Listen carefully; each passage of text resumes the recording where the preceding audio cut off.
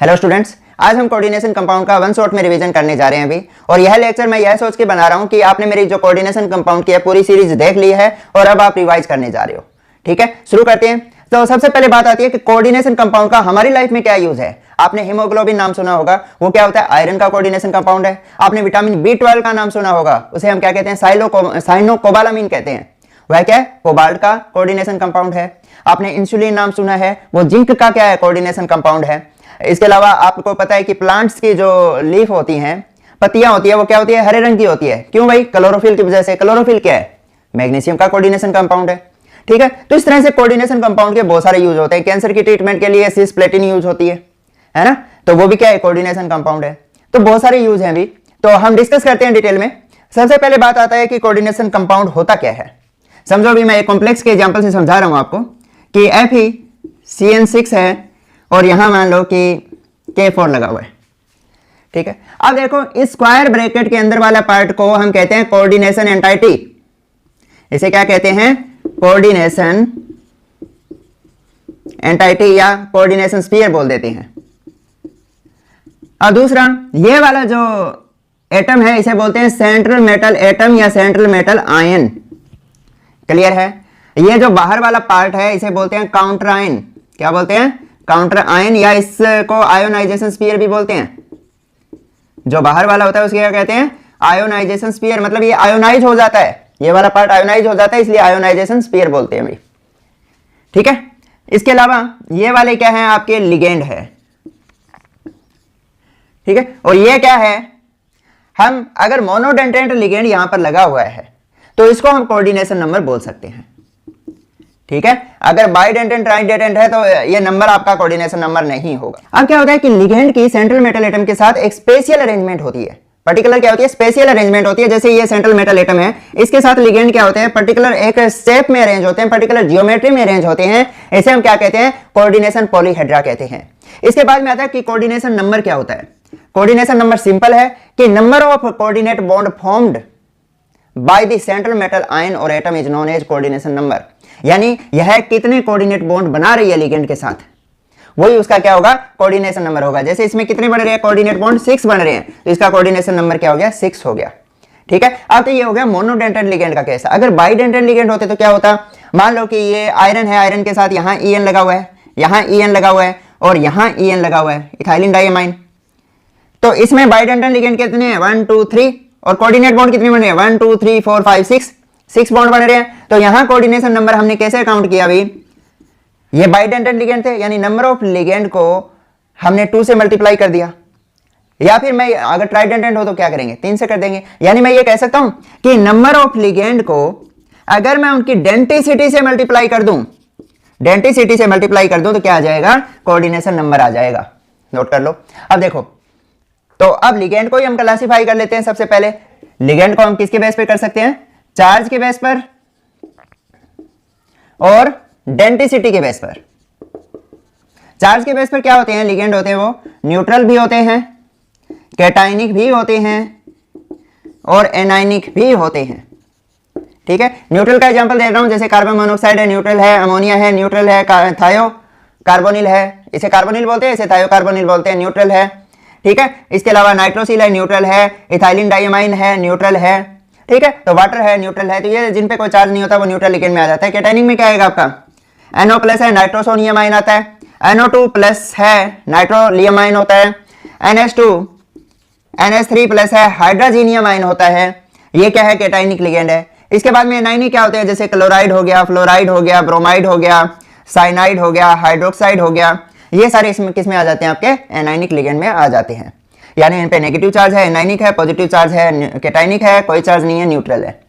ठीक है, इनकी नेमिंग भी ध्यान रखनी है अभी। जैसे इनकी तो स्पेशल नेमिंग होती है। कार्बोनिल हो गया, इसे एमीन बोलते हैं, इसे थायोकार्बोनिल बोलते हैं, इसे नाइट्रोसिल बोलते हैं, इसे इथाइलिन डाइअमाइन या इथेन 1,2 डाइअमीन बोलते हैं, इसे एक्वा बोलते हैं।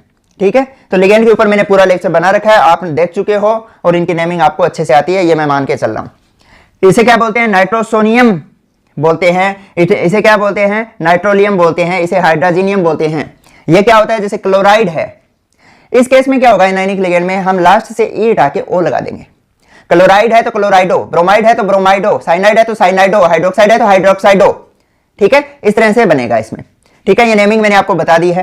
ये तो हो गया चार्ज के बेस पर। अब डेंसिटी के बेस पर, डेंसिटी का मतलब होता है कि एक लिगेंड सेंट्रल मेटल एटम के साथ कितने कोऑर्डिनेट बॉन्ड बना रहा है। ठीक है, जैसे साइनाइड है, सेंट्रल मेटल एटम के साथ एक बॉन्ड बनाएगा, यानी मोनोडेंटेंट है। पहले आते हैं मोनोडेंटेट।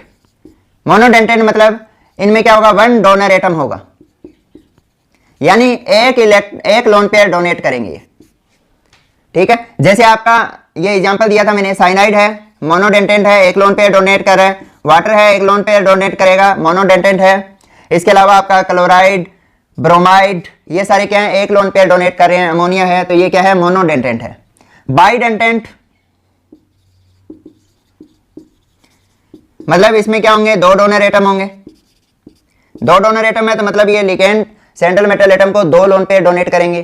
ठीक है, अभी मैंने बताया था जैसे इथाइलिन डाइअमाइन है, ये किस में आ जाएगा, बाइडेंटेंट में, यानी यहां भी नाइट्रोजन डोनर है, यहां भी नाइट्रोजन डोनर है। दूसरा ये देखो, ये सिमेट्रिकल लिगेंड है अभी। ठीक है, दोनों में नाइट्रोजन डोनर है, सिमेट्रिकल लिगेंड है, इसे ए टाइप का लिगेंड बोलते हैं।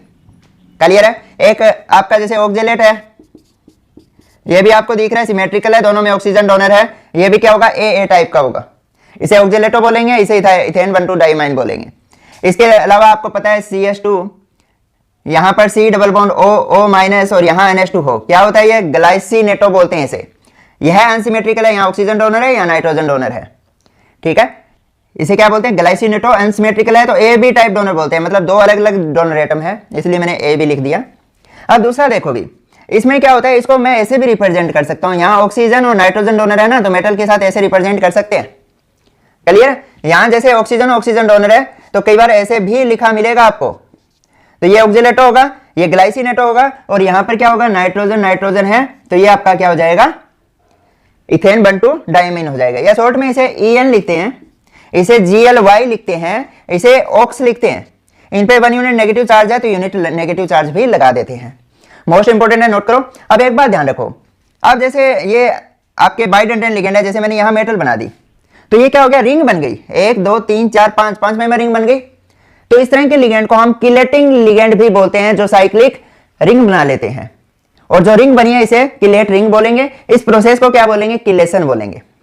ठीक है, तो ये किलेशन, किलेट रिंग बनना या किलेटिंग लिगेंड कौन से होते हैं, जो पॉलीडेंटेट लिगेंड होते हैं, यानी मोनोडेंटेट लिगेंड को छोड़कर जैसे बाइडेंटेंट, ट्राइडेंटेट, टेट्राडेंटेट जो भी है वो सारे किस में आ जाते हैं, किलेटिंग लिगेंड में आ जाते हैं। अब स्टेबिलिटी आपसे कंपेयर करवा ले कि किलेटिंग लिगेंड से जो कॉम्प्लेक्स बना है वो ज्यादा स्टेबल होगा या सिंपल लिगेंड से बना है वो ज्यादा स्टेबल होगा, तो सीधी सी बात है, किलेटिंग लिगेंड में क्या हो रहा है, जैसे इसमें 2 बॉन्ड बन रहे हैं, और मोनो में क्या बन रहा है, मोनोडेंटेट में 1 बॉन्ड बनता है, तो 2 बॉन्ड को तोड़ने के लिए हमें ज्यादा एनर्जी देनी पड़ेगी एज कंपेयर टू 1 बॉन्ड, तो ये वाला ज्यादा स्टेबल होगा एज कंपेयर टू दिस। यानी जो किलेटिंग लिगेंड के द्वारा कॉम्प्लेक्स बना होता है वो ज्यादा स्टेबल होता है as compared to monodentate ligand. ये बात ध्यान रखनी है आपको, और ये याद रखना कि 5 मेंबर यानी 5 और 6 मेंबरिंग होती है वो ज्यादा स्टेबल होती है, क्योंकि उनमें स्ट्रेंथ कम होती है। दूसरा, जैसे आपसे पूछ ले कि जैसे NH2 है, हाइड्रोजन है, हर एक नाइट्रोजन के पास एक लोन पेयर है, क्या ये मेटल के साथ बाइडेंटेट लिगेंड की तरह व्यवहार करेगा? बिल्कुल नहीं करेगा, क्योंकि 3 मेंबरिंग बन रही है। 3 मेंबर क्या होती है, हाईली स्ट्रेंड होती है, अनस्टेबल होती है। ठीक है, तो ये क्या करता है, मोनोडेंटेट लिगेंड की तरह ही व्यवहार करता है। क्लियर है, ये तो हो गया मोनो, ये हो गया बाइडेंटेट। अब हम कर रहे हैं ट्राई और टेट्राडेंटेट का बात नोट करो। ट्राइडेंटेट लिगेंड कौन से होते हैं भी, जिसके अंदर 3 डोनर एटम हो। ठीक है, 3 डोनर एटम का एग्जांपल जैसे मैं ये ले लूं, यहां पर क्या है, NH2 लगा हुआ है, यहां CH2 है, यहां CH2 है, यहां NH लगा हुआ है, इसके साथ मैंने CH2 CH2 और NH2 लगा दिया। एक नाइट्रोजन डोनर, दूसरा नाइट्रोजन और तीसरा नाइट्रोजन डोनर। ठीक है, यहां पर नाइट्रोजन डोनर है, तो 3 नाइट्रोजन डोनर है, मतलब ये क्या हो गया, 3 डोनर एटम है तो ट्राइडेंटेट हो गया। ठीक है, इसी तरह से अगर टेट्राडेंटेट के केस में क्या होगा, 4 डोनर एटम होंगे। ठीक है, हाँ, इसका नाम पूछ ले आपसे क्या होगा, एक इथाइलिन ग्रुप, 2 इथाइलिन ग्रुप है, डाई इथाइलिन 1 2 3 एमाइन ग्रुप है, तो नाम क्या बन जाएगा, डाई इथाइलिन ट्राई एमाइन। अब इसी को मैं मॉडिफाई कर देता हूं टेट्राडेंटेट के अंदर। मान लो कि मेरा ये इस तरह का लिगेंड है, NH2 है, CH2 NH, यहां CH2 NH CH2 NH2, एक नाइट्रोजन डोनर, दूसरा नाइट्रोजन, तीसरा और चौथा, 4 नाइट्रोजन डोनर है, तो इस तरह का लिगेंड क्या होगा, टेट्राडेंटेट होगा। ठीक है, इसका नाम क्या हो जाएगा, 1 2 3 क्या है, इथाइलिन ग्रुप लगे हुए हैं और 4 एमाइन ग्रुप लगे हुए हैं, तो ट्राई इथाइलिन टेट्रा एमाइन। ठीक है, तो ये क्या था आपका ट्राईइन था, इसे टेट्राईन भी बोल देते हैं, ठीक है, तो वो वाला डाईन था। अब आता है कि पेंटाडेंटेट लिगेंड कौन से होते हैं, जिसमें 5 डोनर एटम हो, पेंटाडेंटेट, तो इसमें क्या होगा 5 डोनर एटम होंगे। तो इसका एग्जांपल लेते हैं भाई, जैसे आपका मान लो कि यहाँ CH2 लगा हुआ है, यहाँ CH2 लगा हुआ है, यहाँ नाइट्रोजन है, इसके साथ क्या कर दिया मैंने CH2 C double bond O acetate group लगा दिया, ठीक है। यहाँ भी मैंने क्या लगा रखा है CH2 double bond CO minus, ठीक है, एसीटेट ग्रुप लगा हुआ है। यहाँ नाइट्रोजन है, नाइट्रोजन के साथ एक हाइड्रोजन लगा हुआ है और ये वाला ग्रुप लगा हुआ है, ठीक है। तो इसमें क्या हो गया भाई, एक नाइट्रोजन डोनर, दूसरा नाइट्रोजन डोनर, तीसरा ऑक्सीजन डोनर, चौथा ये ऑक्सीजन और पांचवा ये ऑक्सीजन, मतलब 5 डोनर हो गए, तो पेंटाडेंटेट हो गया। नाम क्या होगा भाई, ये इथाइलिन डाइएमाइन ही है, उसका एक हाइड्रोजन हटा के एसीटेट, यहां से दोनों हाइड्रोजन हटा के क्या लगा दिया, एसीटेट ग्रुप लगा दिए, मतलब 3 एसीटेट ग्रुप है, तो इसे क्या कहेंगे, ethylene diamine try acetate, ethylene diamine try acetate, ठीक है, EDTA बोलते हैं। और इस पर क्या होता है, 3 यूनिट नेगेटिव चार्ज होता है, ठीक है। इसके बाद में मैं बात कर रहा हूं हेक्साडेंटेट लिगेंड की, मैं इसी में थोड़ा मॉडिफाई कर देता हूं, ये आपने नोट कर लिया होगा साथ साथ। तो हेक्साडेंटेट में क्या होगा भाई, यहां पर हेक्साडेंटेट नाम ही बता रहा है 6 डोनर एटम होंगे, और यहां इस हाइड्रोजन को हटा के मैं क्या लगा दूंगा, CH2 C double bond O minus, ठीक है। तो यहां 4 एसीटेट ग्रुप लगे हुए हैं, तो 5 तो डोनर बताई दिए थे, 2 ऑक्सीजन यहां और 1 नाइट्रोजन यहां, 3 हो गए, यहां भी 2 ऑक्सीजन और 1 नाइट्रोजन यहां, तो 6 डोनर एटम हो गए।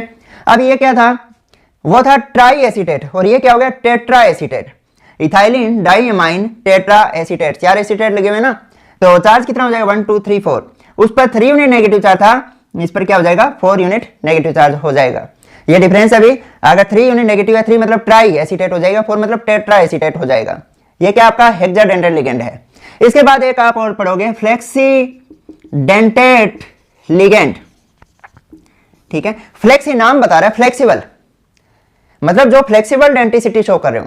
फ्लेक्सिबल का मतलब है जैसे ये हेक्साडेंटेट है, मतलब 6 डोनर एटम इसके ऊपर है, तो जरूरी नहीं है कि ये सभी जो सारी मेटल है उसके साथ 6 डोनर एटम के द्वारा अटैच रहेगा, हो सकता है कहीं पर ये 5 डोनर एटम यूज करे, कहीं पर 4 डोनर एटम यूज करे, तो मतलब ये अलग अलग डेंटिसिटी शो कर सकता है अलग अलग मेटल के साथ, ठीक है। तो इस तरह के लिगेंड को हम क्या कहते हैं, फ्लेक्सीडेंटेट लिगेंड कहते हैं, ठीक है। इसके अलावा फ्लेक्सीडेंटेट में क्या आ जाएगा आपका, NO3 माइनस आ जाएगा, CO3 2 माइनस आ जाएगा, CH3 COO माइनस आ जाएगा, ठीक है। जैसे एक एग्जांपल बना के दिखा देता हूं, NO3 है, यहाँ डबल बॉन्ड O आ गया, यहाँ O माइनस आ गया और यहाँ पर ये O है, तो ये इस ऑक्सीजन और इस ऑक्सीजन दोबारा दोनों के साथ क्या कर सकता है, कोऑर्डिनेट बॉन्ड बना सकता है। क्यों भाई, क्योंकि हमें पता है ना ये रेजोनेंस में होता है, इस तरह से पार्शियल नेगेटिव यहाँ पार्शियल नेगेटिव यहाँ आ जाएगा, तो ये 2 बॉन्ड भी बना सकता है कोऑर्डिनेट और 1 बॉन्ड भी बना सकता है, ठीक है। तो इस तरह से हम इसे किस में कंसीडर करेंगे, फ्लेक्सीडेंटेट में कंसीडर करेंगे। इसी तरह एसीटेट 2 भी बना सकता है, एक भी बना सकता है, तो ये फ्लेक्सीडेंटेट लिगेंड है आपके, ठीक है। एक बार इतना नोट करो, उसके बाद में ब्रिजिंग लिगेंड करते हैं।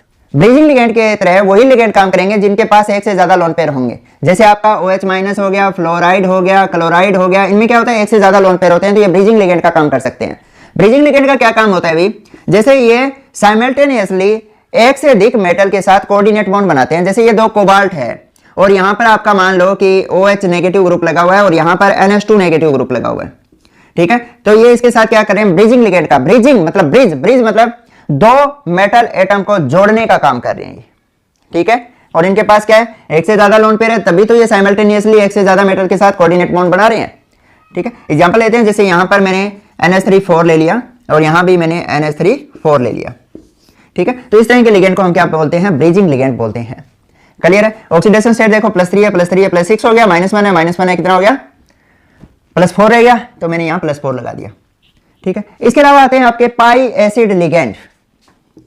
पाई एसिड लिगेंड कौन से होंगे भाई, जैसे कार्बोनिल है, कार्बोनिल के पास क्या होता है, लोन पेयर होता है, तो ये मेटल को डोनेट कर देता है, तो यहाँ कौन सा सिग्मा बॉन्ड बन गया।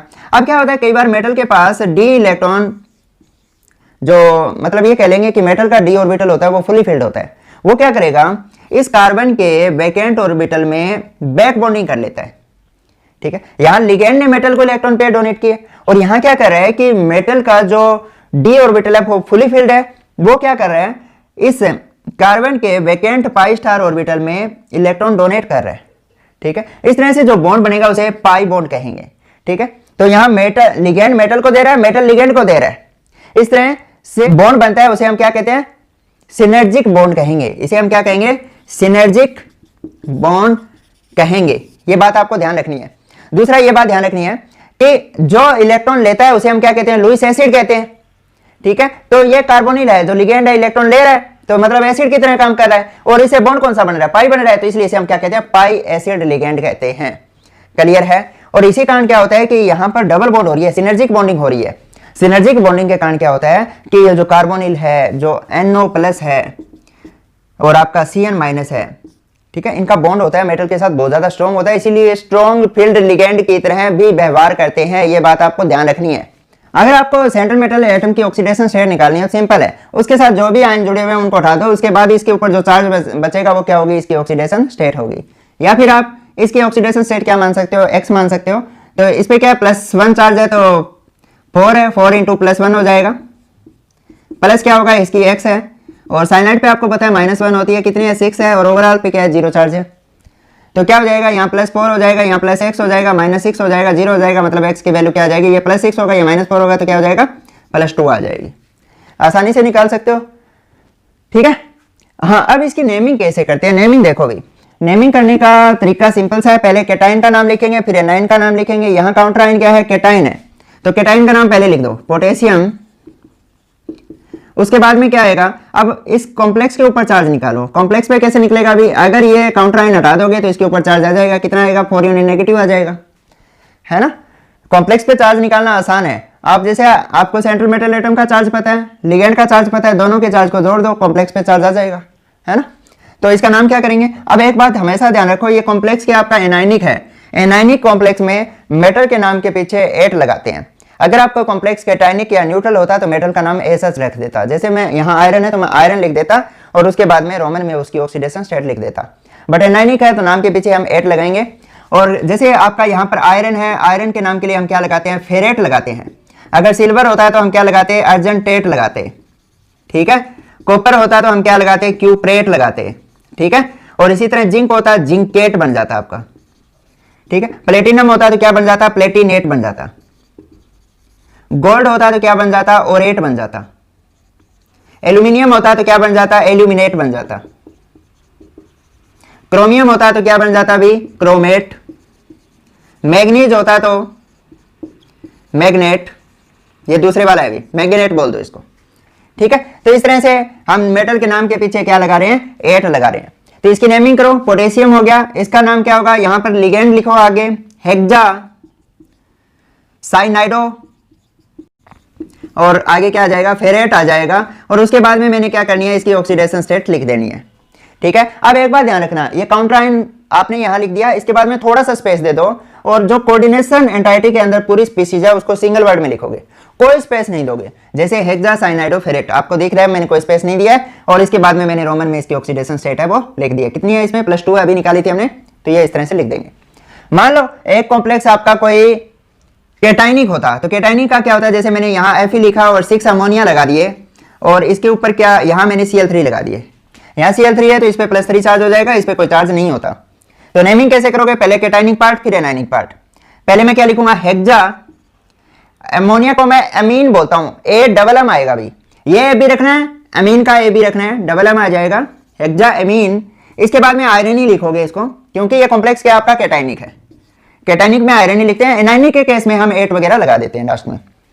तो आयरन आ गया, उसके बाद में इसकी ऑक्सीडेशन स्टेट आ गई, उसके बाद में एनाइन लिखते हो, एनाइन क्या है, क्लोराइड। अब एक बात ध्यान रखना है, इसको क्लोराइडो मत लिख देना, लिगेंड के नाम को ही हम क्लोराइडो ब्रोमाइडो वगैरह लिखते हैं, काउंटर आयन को एसएच क्लोराइड लिख दो। दूसरा आपको यह ध्यान रखना है कि जैसे यहाँ 3 है तो हम ट्राई क्लोराइड नहीं लिखेंगे, यहाँ इसका नंबर आपको दिखाने की जरूरत नहीं है, काउंटर आयन का नाम सीधा जैसे क्लोराइड ही लिखना है। ये कर लिया। अब हम एक बात कर लेते हैं ब्रिजिंग लिगेंड के नाम की, जैसे ब्रिजिंग मैंने अभी समझाया था आपको, ये ब्रिज। हाँ, अब एक बात और ध्यान रखना भी, जैसे इसमें एक ही मेटल एटम है, इसे हम होमोन्यूक्लियर कॉम्प्लेक्स बोलते हैं, और एक से अधिक अगर मेटल एटम हो तो उसे हम पॉलीन्यूक्लियर कॉम्प्लेक्स बोलते हैं, ठीक है। वो होमोन्यूक्लियर है, ये पॉलीन्यूक्लियर है, और पॉलीन्यूक्लियर कॉम्प्लेक्स में हमें ब्रिजिंग लिगेंड की जरूरत पड़ती है, ठीक है। तो देखो इसकी नेमिंग कैसे करेंगे, पहले ये नाम लिखो, क्या हो जाएगा, टेट्रा एमीन। उसके बाद में कोबाल्ट नाम लिखूंगा, कोबाल्ट। इसके बाद में क्या होगा कि जो ब्रिजिंग लिगेंड है उनके नाम पहले तो मैं अल्फाबेटिकली देखूंगा, जो अल्फाबेटिकली पहले आएगा उसे लिखूंगा। ये क्या होता है आपका एमाइडो होता है, ये हाइड्रोक्साइड होता है। तो ए पहले आता है, पहले इसका लिखूंगा फिर ये इसका लिखूंगा। लिगेंड का नाम हम हमेशा अल्फाबेटिक ऑर्डर में लिखेंगे। जैसे कोबाल्ट है, कोबाल्ट के बाद में क्या जाएगा, ये ओवरऑल कॉम्प्लेक्स क्या है, कैटायनिक है, तो कोबाल्ट ही लिखेंगे। अगर एनायनिक होता तो कोबाल्टेट लिखते। अब मैं लिगेंड के नाम से पहले मैं म्यू लगाऊंगा, ठीक है, म्यू लगा दिया। अब इसका नाम क्या लिखूंगा, पहले एमाइडो लिखूंगा, फिर मैं म्यू दोबारा लगाऊंगा, फिर मैं क्या लिखूंगा, हाइड्रोक्साइडो लिखूंगा, ठीक है। और उसके बाद में क्या है, ये वाला सेम ही आ गया, क्या है, टेट्रा एमाइन कोबाल्ट, ठीक है। और उसके बाद में मैंने एक गलती यहां कर दी, इसकी ऑक्सीडेशन स्टेट मेंशन नहीं की, कितनी थी, 3 थी, तो यहां आपको 3 लिखनी है, ठीक है। और उसके बाद में अगर कोई काउंटराइन हो तो काउंटराइन लिख दो, जैसे क्लोराइड होता है तो क्लोराइड लिख दिया, बट यहां कोई काउंटराइन नहीं है तो मैं क्या लिख दूंगा, लास्ट में आयन लिख दूंगा, ठीक है। तो क्या हो गया, tetra amine cobalt mu amido, mu amido आ गया, म्यू हाइड्रोक्साइडो, उसके बाद में टेट्रा एमाइन कोबाल्ट, इसकी रोमन में ऑक्सीडेशन स्टेट और आयन। क्लियर है। अब एक बात और ध्यान रखना भी, आप ये वाला और ये वाला सेम है ग्रुप, तो इसको ऐसे भी लिख सकते हो, इसकी नेमिंग ऐसे भी कर सकते हैं। मैंने ब्रिजिंग लिगेंड का नाम पहले लिख दिया, म्यू एमाइडो म्यू हाइड्रोक्साइडो, ठीक है, दोनों सेम है। सेम के लिए हम क्या लगाएंगे, बिस ट्रिस टेट्राकिस पेंटाकिस वगैरह लगाते हैं। कहां, जब ऑर्गेनिक लिगेंड हो तो उसमें बिस ट्रिस वगैरह लगा देते हैं, या जहां कहीं नाम में कंफ्यूजन हो वहां बिस ट्रिस लगा देते हैं। और नॉर्मली क्या होते हैं, जैसे यहाँ पे 4 है, टेट्रा लगा रहे हैं, 6 है तो हेक्सा वगैरह लगाते हैं, ठीक है। और दूसरा हम जैसे कंसीडर कर रहे हैं कि अल्फाबेटिक ऑर्डर कंसीडर कर रहे हैं, तो बिस ट्रिस को हम इग्नोर करते हैं। अब देखो म्यू हाइड्रोक्साइडो बिस क्या हो जाएगा भाई, ये वाला पूरा का पूरा यहां लिख दो, ठीक है। और लास्ट में क्या लगा दोगे, आयन लगा दोगे, सिंपल है, कर दोगे। अब एक मैं ऐसा लिगेंड का एग्जांपल, ऐसा कॉम्प्लेक्स का एग्जांपल ले रहा हूं, जैसे कि प्लेटिनम है, प्लेटिनम के साथ मैंने 6 क्लोराइड लगा दिए, ठीक है। इस पर +4 होता है, +4 में ये 6 कोऑर्डिनेशन नंबर शो कर रहा है, अगर +2 होता तो ये 4 कोऑर्डिनेशन नंबर शो करता, ठीक है। तो ये +4 है, ये -6 है, मैंने यहाँ H2 लगा दिया। इसकी नेमिंग पूछ ले कैसे करोगे, ये वाटर में जाएगा, डिसोसिएट होगा तो H+ देगा, H+ दे रहा है मतलब एसिड है। एसिडिक के लिए हम क्या करते हैं, मेटल के नाम के पीछे एक एसिड लगा देते हैं। इसका नाम देखो भी, हेक्सा क्लोराइडो प्लेटिनिक एसिड, ठीक है। और प्लेटिनिक एसिड लिखने से पहले क्या करोगे, इसकी ऑक्सीडेशन स्टेट लिख दो भी, प्लेटिनिक है, इधर वाला हटा रहा हूं मैं, प्लेटिनिक 4 एसिड, ठीक है, सिंपल है। क्या किया था मैंने, एक एसिड लगा दिया है क्योंकि ये हाइड्रोजन दे रहा है। अब आप कहोगे जी कैटायन का नाम पहले नहीं लिखेंगे, नहीं, अगर इस तरह से केस हो, मतलब हाइड्रोजन दे रहा हो तो नाम के पीछे एक एसिड लग जाएगा, उससे अंडरस्टूड है कि हाइड्रोजन पहले ही लगा हुआ है, आपको यहाँ हाइड्रोजन आगे लिखने की जरूरत नहीं है। हाँ, अगर यहाँ पोटेशियम होता तो यहाँ पोटेशियम आप लिखते, ठीक है। तो ये मैंने नेमिंग करवा दिया। अभी इससे आगे हम थ्योरी कर रहे हैं कि कौन कौन सी, हाँ इससे पहले एक बात और बता दूं मैं, ये जिसमें एक ही तरह के लिगेंड लगे हों उसे हम कहते हैं होमोलेप्टिक कॉम्प्लेक्स, ठीक है। और एक से अधिक तरह के लिगेंड लगे हों तो उसे हम क्या कहते हैं, हेटेरोलेप्टिक कॉम्प्लेक्स। जैसे आपका आयरन था, आयरन के साथ मैंने 2 NH3 लगा दिए, 2 ब्रोमाइड लगा दिए, और 2 ही मैंने क्या लगा दिए, क्लोराइड लगा दिए, ठीक है। इस पे -4 हो गया, इस पे +2 है, तो मतलब ओवरऑल -2 आ गया। नेमिंग करनी है मुझे इसकी, क्या करूंगा अभी, die amine, die ब्रोमाइडो, die क्लोराइडो, iron, oxidation state 2 है, और उसके बाद में आयन लगा देता, सिंपल है, इतना नोट करो, आगे बढ़ते हैं। नेक्स्ट हम करने जा रहे हैं थ्योरी। तो पहली बात कर रहा हूं मैं वर्नर थ्योरी की। वर्नर पहले साइंटिस्ट थे जिन्होंने कोऑर्डिनेशन कंपाउंड के बारे में बताया था, इसलिए इन्हें फादर ऑफ कोऑर्डिनेशन कंपाउंड भी कहते हैं। इन्होंने अपनी थ्योरी में क्या कहा कि जो सेंट्रल मेटल आयन या एटम होता है उसकी 2 तरह की वैलेंसी होती है, एक प्राइमरी वैलेंसी होती है और एक क्या होती है, सेकेंडरी वैलेंसी होती है, ठीक है। तो प्राइमरी वैलेंसी कौन सी होती है, ये आयोनाइजेबल होती है, और ये क्या होती है, नॉन आयोनाइजेबल होती है। दूसरा ये बताया था कि प्राइमरी वैलेंसी उसका ऑक्सीडेशन स्टेट ही है, और सेकेंडरी वैलेंसी क्या होता है, उनका कोऑर्डिनेशन नंबर होती है, ठीक है। प्राइमरी वैलेंसी को हमेशा एनाइन सेटिस्फाई करते हैं, और सेकेंडरी वैलेंसी को क्या करते हैं, आपके लिगेंड सेटिस्फाई कर सकते हैं। और लिगेंड आपको पता है कैटायनिक, एनायनिक और न्यूट्रल कैसे भी हो सकते हैं, ठीक है। ये क्या होती है, आपकी नॉन डायरेक्शनल होती है, यानी ये कोई डायरेक्शन नहीं बताती, बट ये डायरेक्शनल होती है, ठीक है, क्योंकि कोऑर्डिनेट बॉन्ड है, कोऑर्डिनेट बॉन्ड डायरेक्शनल होगा, आयनिक बॉन्ड क्या होता है, नॉन डायरेक्शनल होता है। इतनी बात आपको ध्यान रखनी है। एग्जांपल लेते हैं, जैसे कोबाल्ट है, कोबाल्ट के साथ मान लो कि 6 अमोनिया लगे हुए हैं, ठीक है। तो इसमें क्या हो गया, +3 ऑक्सीडेशन स्टेट है, तो ये इसकी प्राइमरी वैलेंसी है, जो ऑक्सीडेशन स्टेट होती है वो प्राइमरी वैलेंसी होती है, और कोऑर्डिनेशन नंबर यहाँ क्या है 6 है, तो ये इसकी क्या होगी सेकेंडरी वैलेंसी होगी। सिंपल है। तो हमेशा ध्यान रखना कि प्राइमरी वैलेंसी को हम डॉटेड लाइन से रिप्रेजेंट करेंगे और जो सेकेंडरी वैलेंसी है उसको हम थिक लाइन से रिप्रेजेंट करते हैं। ठीक है, तो ये वाला एग्जांपल लिया जैसे Cl3 है, तो इसमें आपकी सेकेंडरी वैलेंसी कौन सी है, अमोनिया से सेटिस्फाई हो रही है, तो मैं यहाँ थिक लाइन से रिप्रेजेंट कर रहा हूँ। ठीक है, और प्राइमरी वैलेंसी कौन सेटिस्फाई कर रहा है, क्लोराइड कर रहा है। ठीक है, एनाइन सेटिस्फाई करता है ना, और यहाँ सेकेंडरी को अमोनिया सेटिस्फाई कर रहा है। सेकेंडरी को मैंने थिक लाइन से रिप्रेजेंट कर दिया और प्राइमरी को मैं डॉटेड लाइन से रिप्रेजेंट कर रहा हूं। समझ आ गया। तो इसके अलावा ये देखो भी, आपका मान लो कि इस तरह का कोई दे देता COCl3 6NH3, तो इसकी स्ट्रक्चर तो मैंने बना दी। अगर इस तरह से होता COCl3 5NH3, तो उस केस में कैसे बनाते, देखो ये कोबाल्ट है 1 2 3 4 5 6, तो 5 अमोनिया पहले मैं सेकेंडरी वैलेंसी को सेटिस्फाई करूंगा। हमेशा ध्यान रखना सेकेंडरी वैलेंसी को पहले न्यूट्रल एटम सेटिस्फाई करेंगे, और न्यूट्रल एटम सफिशिएंट नहीं है, न्यूट्रल एटम या मॉलिक्यूल, ठीक है, न्यूट्रल एटम या मॉलिक्यूल है वो सेकेंडरी वैलेंसी को पहले सेटिस्फाई करेंगे। अगर वो सफिशिएंट नहीं है फिर हम एनाइनिक और कैटाइनिक लिगेंड को कंसीडर करेंगे। 5 तो ये हो गया। अब 6 वैलेंसी को कौन सेटिस्फाई करेगा, क्लोराइड करेगा। तो क्लोराइड यहाँ पर ऐसा काम कर रहा है, मतलब यह प्राइमरी और सेकेंडरी दोनों वैलेंसी को सेटिस्फाई कर रहा है, तो यहाँ डुअल नेचर शो करेगा। ये एक क्लोराइड ये हो गया, दोनों को शो कर रहा है, दूसरा क्लोराइड मैंने यहाँ लगा दिया, डॉटेड लाइन से करेंगे, ये सिर्फ प्राइमरी को कर रहा है, और यहाँ पर एक क्लोराइड और लगा लेंगे, ये भी सिर्फ प्राइमरी वैलेंसी को सेटिस्फाई कर रहा है।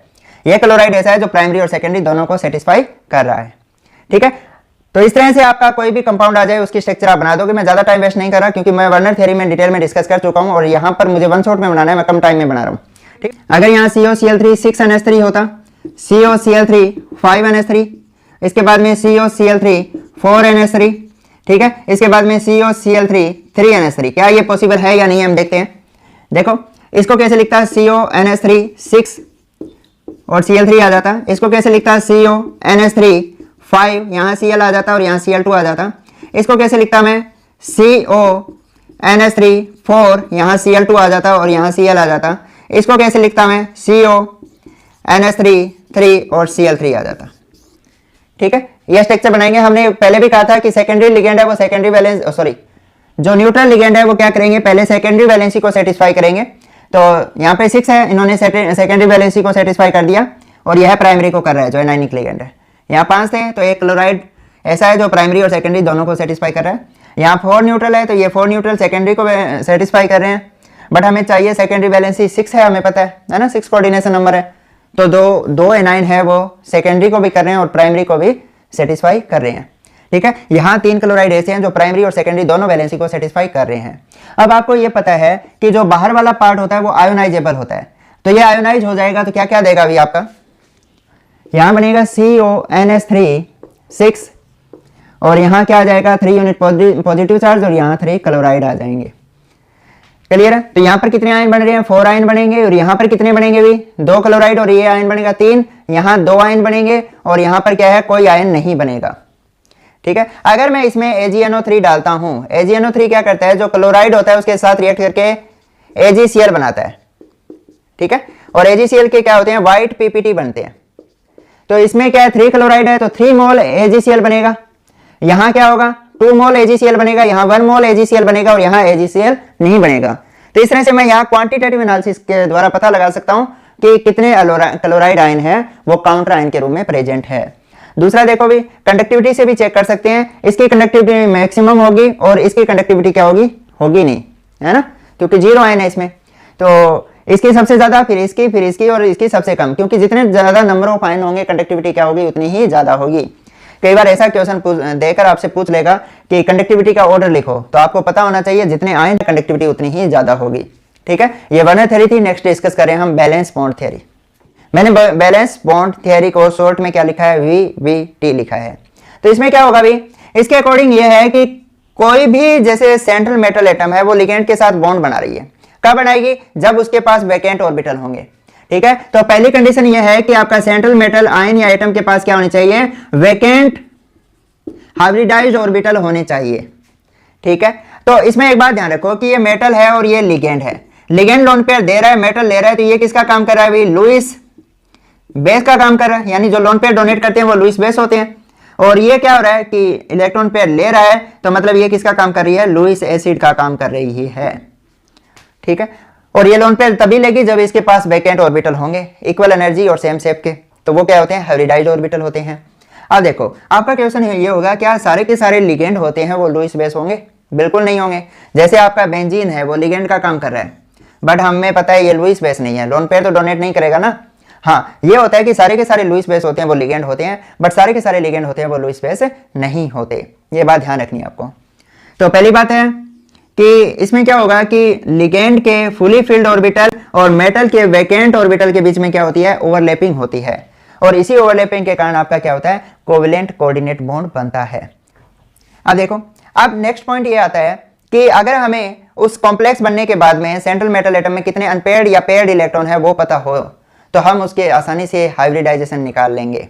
ठीक है, अब नंबर ऑफ अनपेयर्ड इलेक्ट्रॉन हम किसकी हेल्प से पता लगाएंगे, मैग्नेटिक मोमेंट की हेल्प से पता लगाएंगे, और मैग्नेटिक मोमेंट कैलकुलेट करने का आपको फॉर्मूला पता ही है। ठीक है, तो ये फॉर्मूला होता है रूट n+2 बोर मैग्नेटन होता है। n क्या है, यहाँ पर नंबर ऑफ अनपेयर्ड इलेक्ट्रॉन है। क्या है, नंबर ऑफ अनपेयर्ड इलेक्ट्रॉन। ठीक है, जैसे फॉर एग्जांपल मैं क्रोमियम ले रहा हूँ, क्रोमियम के साथ मैंने क्या किया, 6 अमोनिया लिया और इसके ऊपर +3 चार्ज है। क्रोमियम की आपको पहले तो ये पता होना चाहिए कि आप इलेक्ट्रॉनिक कॉन्फ़िगरेशन कैसे लिखोगे। इसकी क्या होगी, 3d5 4s1 होती है इलेक्ट्रॉनिक कॉन्फ़िगरेशन। अब इसकी ऑक्सीडेशन स्टेट भी पता होनी चाहिए, +3 है, +3 है तो मतलब इसने 3 इलेक्ट्रॉन लूज कर दिए। 3 इलेक्ट्रॉन लूज किए हैं तो कितने बच गए भाई, 3d3। ठीक है, 3d3 है तो मैं क्या ऐसे लिख सकता हूँ, 1 2 3 4 1 2 3। ठीक है, मुझे कितने वैकेंट ऑर्बिटल चाहिए, 6 वैकेंट ऑर्बिटल चाहिए। ये आपका 3d है। ठीक है, 3d के बाद में क्या आ जाता है आपका 4s आ जाता है, उसके बाद में क्या आ जाता है 4p आ जाता है। तो 3d 4s और 4p, तो 2 यहां से हो जाएंगे d के, 1 s का हो जाएगा और 3 क्या हो जाएंगे, p के हो जाएंगे। तो क्या बन गया, d2sp3 हाइब्रिडाइजेशन हो गई है। ठीक है, तो यहाँ पे नंबर ऑफ अनपेयर्ड इलेक्ट्रॉन कितने हैं, 3 है। तो यहाँ इसकी वैल्यू मैं पुट कर दूं, जैसे 3 है, 3 प्लस क्या हो गया 2 हो गया, तो क्या आ जाएगा √15 आ जाएगा, और ये वैल्यू क्या होगी 3.8 के लगभग आ जाती है बोर मैग्नेटन। ठीक है, आपको ध्यान रखना है कि अगर एक अनपेयर्ड इलेक्ट्रॉन है तो वैल्यू आती है 1.8 बोर मैग्नेटन के लगभग, 2 हो तो 2.8 आती है, 3 हो तो क्या होता है 3.8 आती है, 4 हो तो क्या होती है 4.9 के लगभग आती है, और 5 हो तो 5.9 के लगभग आती है। ठीक है, अगर ये वैल्यू है तो आप आसानी से पता लगा लोगे कि उसमें कितने नंबर ऑफ अनपेयर्ड इलेक्ट्रॉन है, यानी इनमें से कोई वैल्यू आपको देगा। ठीक है, तो उसकी हेल्प से पता लगा लोगे। तो अब यहाँ बात करें कि इनर ऑर्बिटल कॉम्प्लेक्स और आउटर ऑर्बिटल कॉम्प्लेक्स। अगर अंदर वाले यानी n-1 d के ऑर्बिटल यूज हो रहे हैं, ठीक है, लिगेंड बॉन्डिंग के लिए ये वाले ऑर्बिटल अगर यूज कर रहा है तो उसे हम क्या कहते हैं, इनर ऑर्बिटल कॉम्प्लेक्स कहते हैं। क्या कहते हैं, इनर ऑर्बिटल कॉम्प्लेक्स कहेंगे। ठीक है, जैसे D2 अंदर वाले यूज हो रहे हैं। अगर बाहर वाले यूज करे तो उसको हम क्या कहते हैं, आउटर ऑर्बिटल कॉम्प्लेक्स कहेंगे। तो इनर ऑर्बिटल कॉम्प्लेक्स में तो क्या होती है, हाइब्रिडाइजेशन इस तरह की होती है D2sp3, और आउटर ऑर्बिटल हो तो हम क्या कहेंगे sp3d2। ठीक है, तो हम एक एग्जांपल कंसीडर करते हैं जिससे मैं इनर और आउटर ऑर्बिटल को एक्सप्लेन कर रहा हूं। इतना पहले नोट कर लो।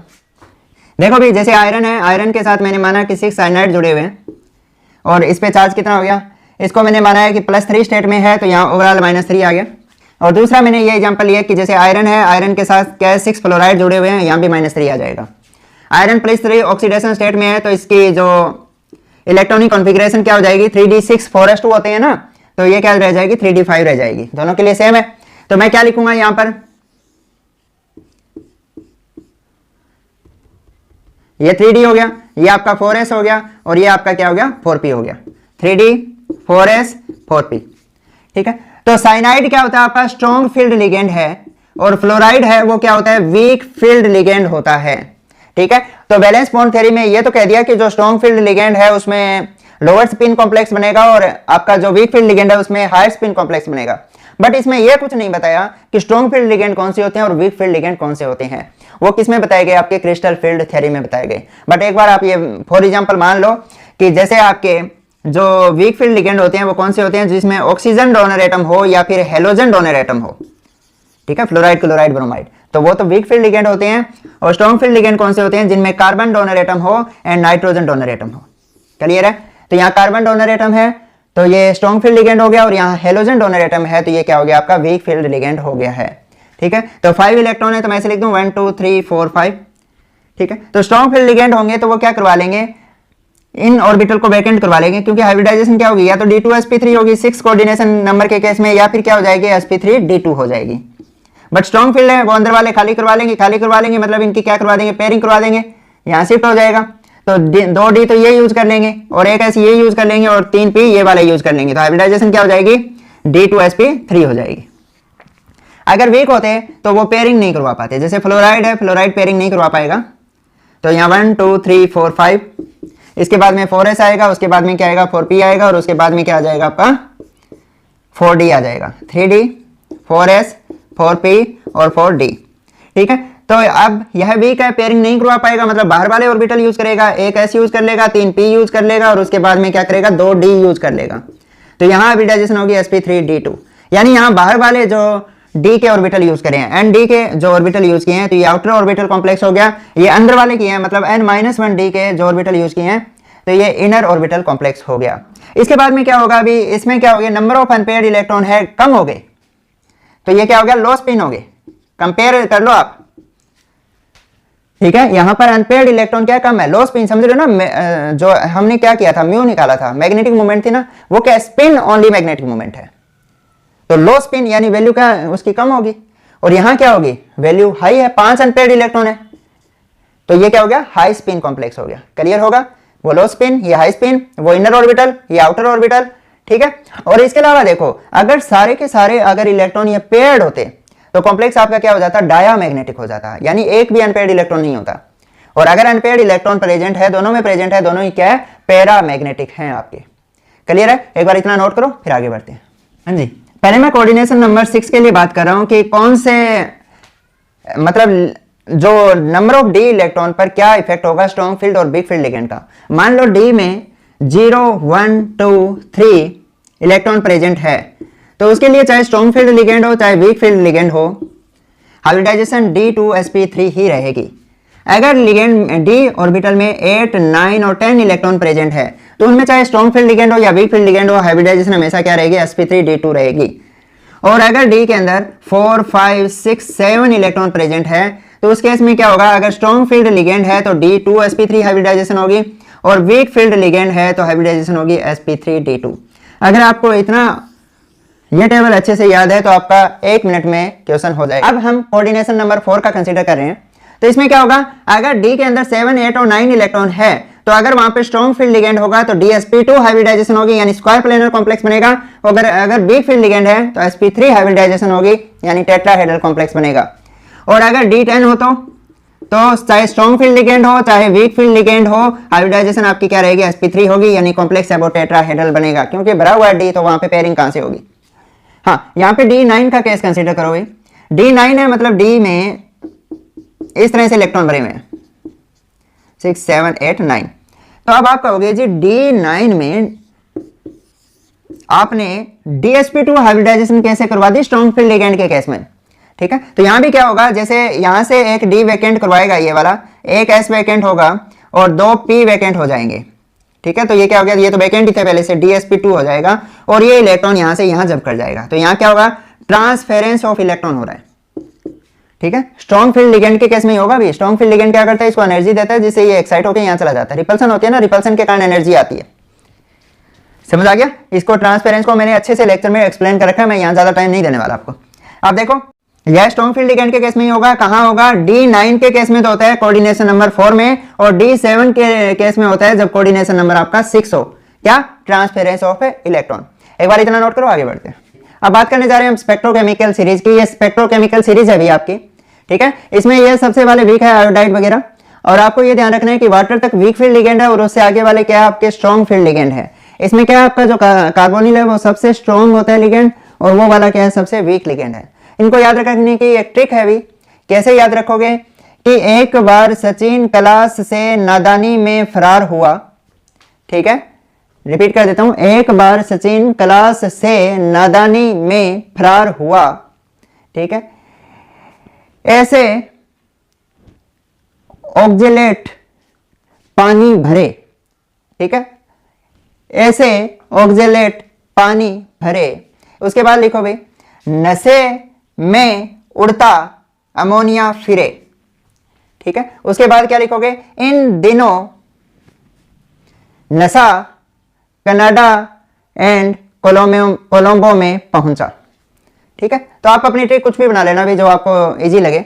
अब देखो वैसे तो ऑक्सीजन डोनर होते हैं वो क्या होते हैं, वीक डोनर होते हैं, बट कोबाल्ट +3 और क्रोमियम +2 के केस में ये क्या करते हैं, स्ट्रॉन्ग फील्ड लिगेंड का काम कर रहे हैं। जैसे ऑक्सीजन डोनर में मैं वाटर की बात करूं, वाटर वैसे तो वीक फील्ड लिगेंड है, बट इन दोनों केस में क्या करेगा, वो स्ट्रॉन्ग फील्ड लिगेंड का काम करेगा। ठीक है, वैसे नाइट्रोजन क्या होता है आपका, स्ट्रॉन्ग फील्ड लिगेंड होता है, बट इन चारों के केस में ये क्या करता है, वीक फील्ड लिगेंड का काम करता है। ये बात आपको ध्यान रखनी है। अब एक बात और ध्यान रखनी है कि जैसे 3D से आप 4D सीरीज में आते हो और 4D से 5D सीरीज में आते हो, तो नीचे की तरफ क्या होता है, जेड इफेक्टिव बढ़ता है। ठीक है, और जेड इफेक्टिव अगर बढ़ता है तो 4D और 5D सीरीज के लिए सारे के सारे लिगेंड है वो आपके स्ट्रॉन्ग फील्ड लिगेंड की तरह काम करते हैं। ठीक है, तो मैं लिख दूं all ligand behave like strong field ligand, यानी 4D 5D सीरीज के लिए। एक और होता है +4 आयन के लिए भी क्या होते हैं, +4 कंडीशन हो, जैसे निकल +4 है। ठीक है, तो इनमें क्या होगा, सारे के सारे जो लिगेंड होंगे वो स्ट्रॉन्ग फील्ड लिगेंड की तरह काम करेंगे, उसमें वीक और स्ट्रॉन्ग का लफड़ा ही खत्म आपका। ठीक है, तो ये इतना नोट करो, आगे बढ़ते हैं। नेक्स्ट है क्रिस्टल फील्ड थ्योरी। इसमें इन्होंने क्या माना कि मेटल और लिगेंड के बीच में जो बॉन्ड होता है वो आयोनिक होगा, यानी उनके बीच में जो अट्रैक्शन होगी वो इलेक्ट्रोस्टैटिक अट्रैक्शन होगी। क्लियर है, तो मान लो ये मेटल है और ये लिगेंड है, लिगेंड और मेटल के बीच में कौन सी अट्रैक्शन है, इलेक्ट्रोस्टैटिक अट्रैक्शन। बट अगर लिगेंड एनायनिक है तो जाहिर सी बात है मेटल पे क्या होगा, पॉजिटिव चार्ज है, इस पे नेगेटिव चार्ज है, एक दूसरे को अट्रैक्ट करेंगे, यानी यहां आयन अट्रैक्शन होगी। बट अगर आपका जो लिगेंड है वो न्यूट्रल होगा तो क्या होगा, न्यूट्रल लिगेंड का एग्जांपल दे रहा हूं, जैसे अमोनिया है, न्यूट्रल लिगेंड है, नाइट्रोजन ज्यादा इलेक्ट्रोनेगेटिव है, इलेक्ट्रॉन को अपनी तरफ खींचेगा, माइनस होगा और यहां क्या आ जाएगा, पॉजिटिव आ जाएगा, मतलब यहां पर क्या हो गया, डाइपोल बन गया। ठीक है, तो डाइपोल का नेगेटिव एंड मेटल के पॉजिटिव एंड की तरफ अट्रैक्ट होगा, यानी यहां कौन सी अट्रैक्शन होगी, आयन डाइपोल अट्रैक्शन होगी। ये बात ध्यान रखनी है आपको। क्लियर है, तो अब देखो मान लो कि ये आपका ऑक्टाहेड्रल का केस कंसीडर कर रहा हूं, पहले क्रिस्टल फील्ड स्प्लिटिंग कर रहा हूं मैं डिस्कस ऑक्टाहेड्रल में। ये क्या आपका 3D माना मैंने, 1 2 3 4 5, थोड़ा ढंग से बना लेना इसका, 1 2 3 4 5, मैं ऐसे बना देता हूं। ठीक है, तो ये आपका क्या है, 3D है। अब इसको क्या किया, स्फेरिकली फील्ड में क्या किया, लिगेंड ने इसके चारों तरफ एक स्फेरिकल सिमेट्रिकल फील्ड बना लिया। तो इसमें क्या होगा, इसकी एनर्जी बढ़ जाएगी क्योंकि रिपल्सन होगी। तो यहां क्या है, स्फेरिकल सिमेट्रिकल फील्ड है। अब लिगेंड क्या आएंगे, अलोंग दी एक्सिस आ रहे हैं, और अलोंग दी एक्सिस आपको पता है कौन से ऑर्बिटल होते हैं भाई, आपके dx2y2 और dz2। तो अलोंग दी एक्सिस वाले पे ज्यादा रिपल्सन लगेगी, और जो बिटवीन दी एक्सिस है उनमें क्या होगी, रिपल्सन कम लगेगी। बिटवीन दी एक्सिस क्या होते हैं, dxy, yz और zx। तो इनमें रिपल्सन कम लगेगी तो इनकी एनर्जी घट जाएगी, उनमें ज्यादा लगेगी तो उनकी एनर्जी बढ़ जाएगी। इसको हमने क्या माना, वेरी सेंटर माना है, और वेरी सेंटर को हम एवरेज एनर्जी लेवल, यानी यहां पर जो जीरो है वो यहां एनर्जी है वो जीरो मान रहे हैं, इसे हम क्या मान रहे हैं, एवरेज एनर्जी लेवल मान रहे हैं। ठीक है, और इसकी एनर्जी क्या मान रहे हैं, जीरो मान रहे हैं। तो इससे एनर्जी इतनी बढ़ गई, इनकी बड़ी कितनी हुई, जैसे नीचे कितने गए, 3, टोटल कितने थे, 5, तो मतलब ये लिख दूं +3/5 डेल नोट। डेल नोट क्या होता है, ये डिफरेंस है जो एनर्जी का दोनों ऑर्बिटल के बीच में, लोअर ऑर्बिटल और हायर ऑर्बिटल के बीच में जो एनर्जी का डिफरेंस होता है उसे हम डेल ओ कहते हैं। O for octahedral. Del O क्या है, क्रिस्टल फील्ड स्टेबलाइजेशन एनर्जी है। ठीक है, तो यहां पर क्या कितनी बड़ी, +3/5, यानी मैं ये कह लूं +0.6 डेल ओ बढ़ गई है। और घटी कितनी है अभी, यहां नीचे की तरफ जाएंगे डिक्रीज होगी, माइनस का साइन आएगा, माइनस का साइन लगा के क्या लिखोगे, ऊपर कितने ऑर्बिटल है, 2 है, टोटल ऑर्बिटल कितने थे, 5 थे, यानी डेल ओ लिख दूं। तो 2/5 को कैसे लिखूंगा मैं, 0.4 डेल ओ। ठीक है, तो इस तरह से लिखते हैं हम। ये क्या है, इस तरह से लिगेंड की प्रेजेंस में इन ऑर्बिटल का, डी ऑर्बिटल का स्प्लिट हो जाना क्या कहलाता है, क्रिस्टल फील्ड स्प्लिटिंग कहलाती है। पहले इन पांचों ऑर्बिटल की क्या थी, एनर्जी इक्वल थी। अगर पांचों की एनर्जी इक्वल है तो उन्हें हम क्या कहते हैं, डीजेनरेट ऑर्बिटल कहते हैं। तो मतलब पहले डीजेनरेट थे, अब क्या हुआ, डीजेनरेसी है वो स्प्लिट हो गई है, यानी खत्म हो गई है। ठीक है, तो अब देखो यहां पर ये 3 फोल्ड डीजेनरेट है और यहां पर ये क्या है, 2 फोल्ड डीजेनरेट है। नीचे वालों को हम T2G ऑर्बिटल कहते हैं और ऊपर वाले को हम क्या कहते हैं, EG ऑर्बिटल कहते हैं। अब यहाँ क्या होगा, दो तरह के केस होंगे। अगर स्ट्रॉन्ग फील्ड लिगेंड है तो क्रिस्टल फील्ड जो स्टेबलाइजेशन एनर्जी है या क्रिस्टल फील्ड स्प्लिटिंग एनर्जी है वो ज्यादा होगी, और वीक फील्ड लिगेंड है तो उसमें क्या होगी, क्रिस्टल फील्ड स्प्लिटिंग एनर्जी है वो कम होगी। ये बात आपको ध्यान रखनी है। ये तो हो गया ऑक्टाहेड्रल फील्ड का केस। अब आपका मान लो कि अगर हो आपका स्क्वायर प्लेनर कॉम्प्लेक्स का केस, तो कैसे होगा, ठीक है। तो स्क्वायर प्लेनर में क्या होगा, सिंपल सी बात आपको ध्यान रखनी है, अभी मैं यहीं पर इसको ड्रा कर रहा हूं कि स्क्वायर प्लेनर कैसे बनता है। जैसे ये ऑक्टाहेड्रल है, ऑक्टाहेड्रल से मैं जेड एक्सिस से अगर दो लिगेंड हटा दूं तो क्या बन जाएगा, स्क्वायर प्लेनर बन जाएगा। मतलब अगर जेड एक्सिस से मैंने लिगेंड हटा दिए तो जेड एक्सिस पे क्या होगा, रिपल्सन कम हो जाएगा, है ना। तो अब देखो d x square y square d z square था, तो इसका रिपल्सन कम होगा और इसका ज्यादा होगा। तो मैं कैसे लिखूंगा, अभी इसको ऐसे लिख सकता हूं, इसकी फर्दर स्प्लिटिंग होगी, फर्दर स्प्लिटिंग होगी तो d x square y square ऊपर चला गया है, और जो डी जेड स्क्वायर है वो कहां आ गया, नीचे आ गया। अब यहां भी देखो, यहां भी स्प्लिटिंग होगी, यहां दो तरह की होगी। जो जेड एक्सिस से हमने इलेक्ट्रॉन हटा दिए हैं तो जिनमें जेड आ रहा है वो नीचे आ जाएंगे, तो ये दोनों नीचे आ गए। कौन कौन से, डी वाई जेड और डी जेड एक्स, ठीक है। एक्स वाई वाला क्या होगा, ऊपर चला जाएगा, है ना। ये क्या है, इसके 45 एंगल पे ही है, 45 डिग्री के एंगल पे ही, तो यहाँ रिपल्सन ज्यादा लगेगी एक्स वाई पर एज कंपेयर टू इन तीनों ऑर्बिटल के कंपेयर में, ठीक है। तो इस तरह से ऑर्डर आ जाएगा। ये किस में होगा भाई, स्क्वायर प्लेनर कॉम्प्लेक्स में होगा। सबसे ज्यादा एनर्जी किसकी हो जाएगी, d x square y square की, फिर डी एक्स वाई की, फिर डी जेड स्क्वायर की, और डी वाई जेड और जेड एक्स की, ठीक है। तो ये एनर्जी का ऑर्डर है। स्क्वायर प्लेनर में कब होगी, जब हमने क्या किया, जेड एक्सिस से आपके जो लिगेंड है वो उठा दिए, रिपल्सन कम हो गई है, ठीक है। अब देखना, जो डेल एसपी होती है स्क्वायर प्लेनर की वो ऑक्टाहेड्रल से ज्यादा होती है, यानी मैं इसको ऐसे लिख सकता हूं, एसपी इक्वल क्या होगी, 1.3 डेल नॉट के इक्वल होती है। अब मैं केस कंसीडर कर रहा हूं टेट्राहेड्रल फील्ड में स्प्लिटिंग कैसे होती है। टेट्राहेड्रल फील्ड में क्या होता है, जस्ट रिवर्स होता है अभी किसका, ऑक्टाहेड्रल का। देखो इसमें ऐसे होगी कि आपके 3 ऑर्बिटल ऊपर चले जाएंगे और 2 ऑर्बिटल नीचे आ जाएंगे, ठीक है। ये आपको दिखाई दे रहा होगा, मेरे डायग्राम अच्छे नहीं है, आप डायग्राम अच्छे बना लेना भी। तो ऊपर कौन से चले गए भी आपके, T2 ऊपर चले गए, E नीचे आ गया। जी नहीं लगा रहा, जी होता है जीरेड। जीरेड क्या होता है, टेट्राहेड्रल के केस में आपको पता ही है कोई सिमेट्री तो है नहीं, तो हम जीरेड अनजीरेड कंसीडर नहीं करेंगे। तो ये क्या हुआ है, जस्ट रिवर्स हुआ है उसका, ऑक्टाहेड्रल का। क्यों भाई, ऑक्टाहेड्रल में क्या था, जो लिगेंड आ रहे थे वो अलोंग दी एक्सिस आ रहे थे। टेट्राहेड्रल में क्या आ रहा है, जो लिगेंड आ रहा है वो बिटवीन दी एक्सिस आ रहा है। तो जो between the axis orbital present है उनमें रिपल्सन ज्यादा लगेगी, मतलब उनकी एनर्जी बढ़ जाएगी, और जो अलोंग दी एक्सिस है उनकी एनर्जी घट जाएगी। बिटवीन दी एक्सिस कौन से हैं, d x y, d y z और d z x. Along the axis कौन से हैं, d x square y square और डी जेड स्क्वायर। तो इनमें रिपल्सन कम लगेगी तो एनर्जी घट गई, उनकी बढ़ गई है, ठीक है। तो ये थी क्रिस्टल फील्ड स्प्लिटिंग, ठीक है, in octahedral, in square planar, in tetrahedral. Clear है। तो आगे बढ़ते हैं, आइसोमेरिज्म। जी, आइसोमेरिज्म नाम ही बता रहा है, जिनका मॉलिक्यूलर फॉर्मूला सेम हो बट जिनकी फिजिकल और केमिकल प्रॉपर्टी डिफरेंट हो उन्हें हम आइसोमर कहेंगे, और इस फेनोमेनन को हम आइसोमेरिज्म कहेंगे। तो आइसोमेरिज्म आपका दो तरह का होता है, भी एक स्ट्रक्चरल आइसोमेरिज्म होता है और एक क्या होता है, स्टीरियो आइसोमेरिज्म होता है, ठीक है। तो स्टीरियो आइसोमेरिज्म को हम फर्दर 2 टाइप में डिवाइड करेंगे, एक जियोमेट्रिकल आइसोमेरिज्म और एक क्या होता है, ऑप्टिकल आइसोमेरिज्म, ठीक है। तो सबसे पहले हम स्ट्रक्चरल आइसोमेरिज्म की बात कर रहे हैं अभी। तो स्ट्रक्चरल आइसोमेरिज्म में क्या होगा, वो कंपाउंड जिनका मॉलिक्यूलर फॉर्मूला सेम हो बट स्ट्रक्चर डिफरेंट हो उसे हम स्ट्रक्चरल आइसोमर और इस फेनोमेनन को स्ट्रक्चरल आइसोमेरिज्म कहेंगे। तो इसमें सबसे पहला आता है आयोनाइजेशन आइसोमेरिज्म। नाम ही बता रहे हैं, जिनका मॉलिक्यूलर फॉर्मूला, वो कंपाउंड जिनका मॉलिक्यूलर फॉर्मूला सेम है बट एक्वस सॉल्यूशन में वो डिफरेंट आयन दे रहे हैं, उन्हें हम क्या कहेंगे, आयोनाइजेशन आइसोमर कहेंगे। जैसे यहाँ 2 क्लोराइड हो गए अंदर लगे हुए, और यहाँ मैं बाहर लगा देता हूँ, 4 और 2 6 हो गए ना। इस पे मान लो +3 चार्ज है, इन पे -2 हो गया, यहाँ क्या हो गया आपका ब्रोमाइड हो गया, ठीक है। अब एक्वस सॉल्यूशन में क्या होगा, अगर मैं वाटर में डालूंगा तो ये एक तो ये कैटायन बनेगा और एक ब्रोमाइड आयन बनेगा। दूसरी पॉसिबिलिटी ये भी तो हो सकती है ना, जैसे यहाँ पे NH3 4 है, एक क्लोराइड अंदर रह गया, एक ब्रोमाइड अंदर चला गया और एक क्लोराइड बाहर आ गया, एक ब्रोमाइड अंदर चला गया। अब क्या होगा, ये क्लोराइड आयन देगा, एक्वस सॉल्यूशन में ये आयन देगा और ये आयन बनेगा, और यहाँ क्या था, ये ब्रोमाइड और ये आयन बन रहा था। क्लियर है। तो आयन क्या हो गए, यहाँ डिफरेंट हो गए, मॉलिक्यूलर फॉर्मूला सेम है। इस तरह के आइसोमेरिज्म को हम क्या कहते हैं, आयोनाइजेशन आइसोमेरिज्म कहते हैं। दूसरा आता है आपका हाइड्रेट या सोलवेट आइसोमेरिज्म। हाइड्रेट या सोलवेट आइसोमेरिज्म, नाम ही बता रहे हैं। सोलवेट मतलब कोई सोलवेंट के मॉलिक्यूल हो, सोलवेंट के मॉलिक्यूल में मैं यहाँ वाटर मान रहा हूँ, ठीक है। तो वाटर होगा, जैसे यहाँ पर कोबाल्ट है, कोबाल्ट के साथ 6 अमोनिया, सॉरी 6 वाटर के मॉलिक्यूल लगे हुए हैं। फॉर्मूला ये मान लो मैंने, COCl3 6H2O माना है, तो यहाँ क्या आ जाएगा, Cl3, है ना। पहले न्यूट्रल लिगेंड से सेटिस्फाई होंगे फिर एनायनिक होंगे। या इसको मैं ऐसे लिख सकता हूं, जैसे CO है, H2O, यहाँ 5 वाटर के मॉलिक्यूल है, एक क्लोराइड अंदर चला गया तो क्या होगा, यहाँ बाहर 2 क्लोराइड रह जाएंगे, एक वाटर का मॉलिक्यूल यहाँ आ जाएगा। ठीक है, फिर एक क्लोराइड अंदर और चला जाए, एक वाटर का मॉलिक्यूल और बाहर आ जाएगा, फिर एक क्लोराइड अंदर चला जाए, फिर एक बाहर आ जाएगा। इस तरह से क्या हुआ, सॉल्वेंट के मॉलिक्यूल है वो अंदर और बाहर दोनों तरफ प्रेजेंट हो सकते हैं इसमें। ठीक है, बट उनके जो नंबर है वो वेरी कर रहे हैं इनमें।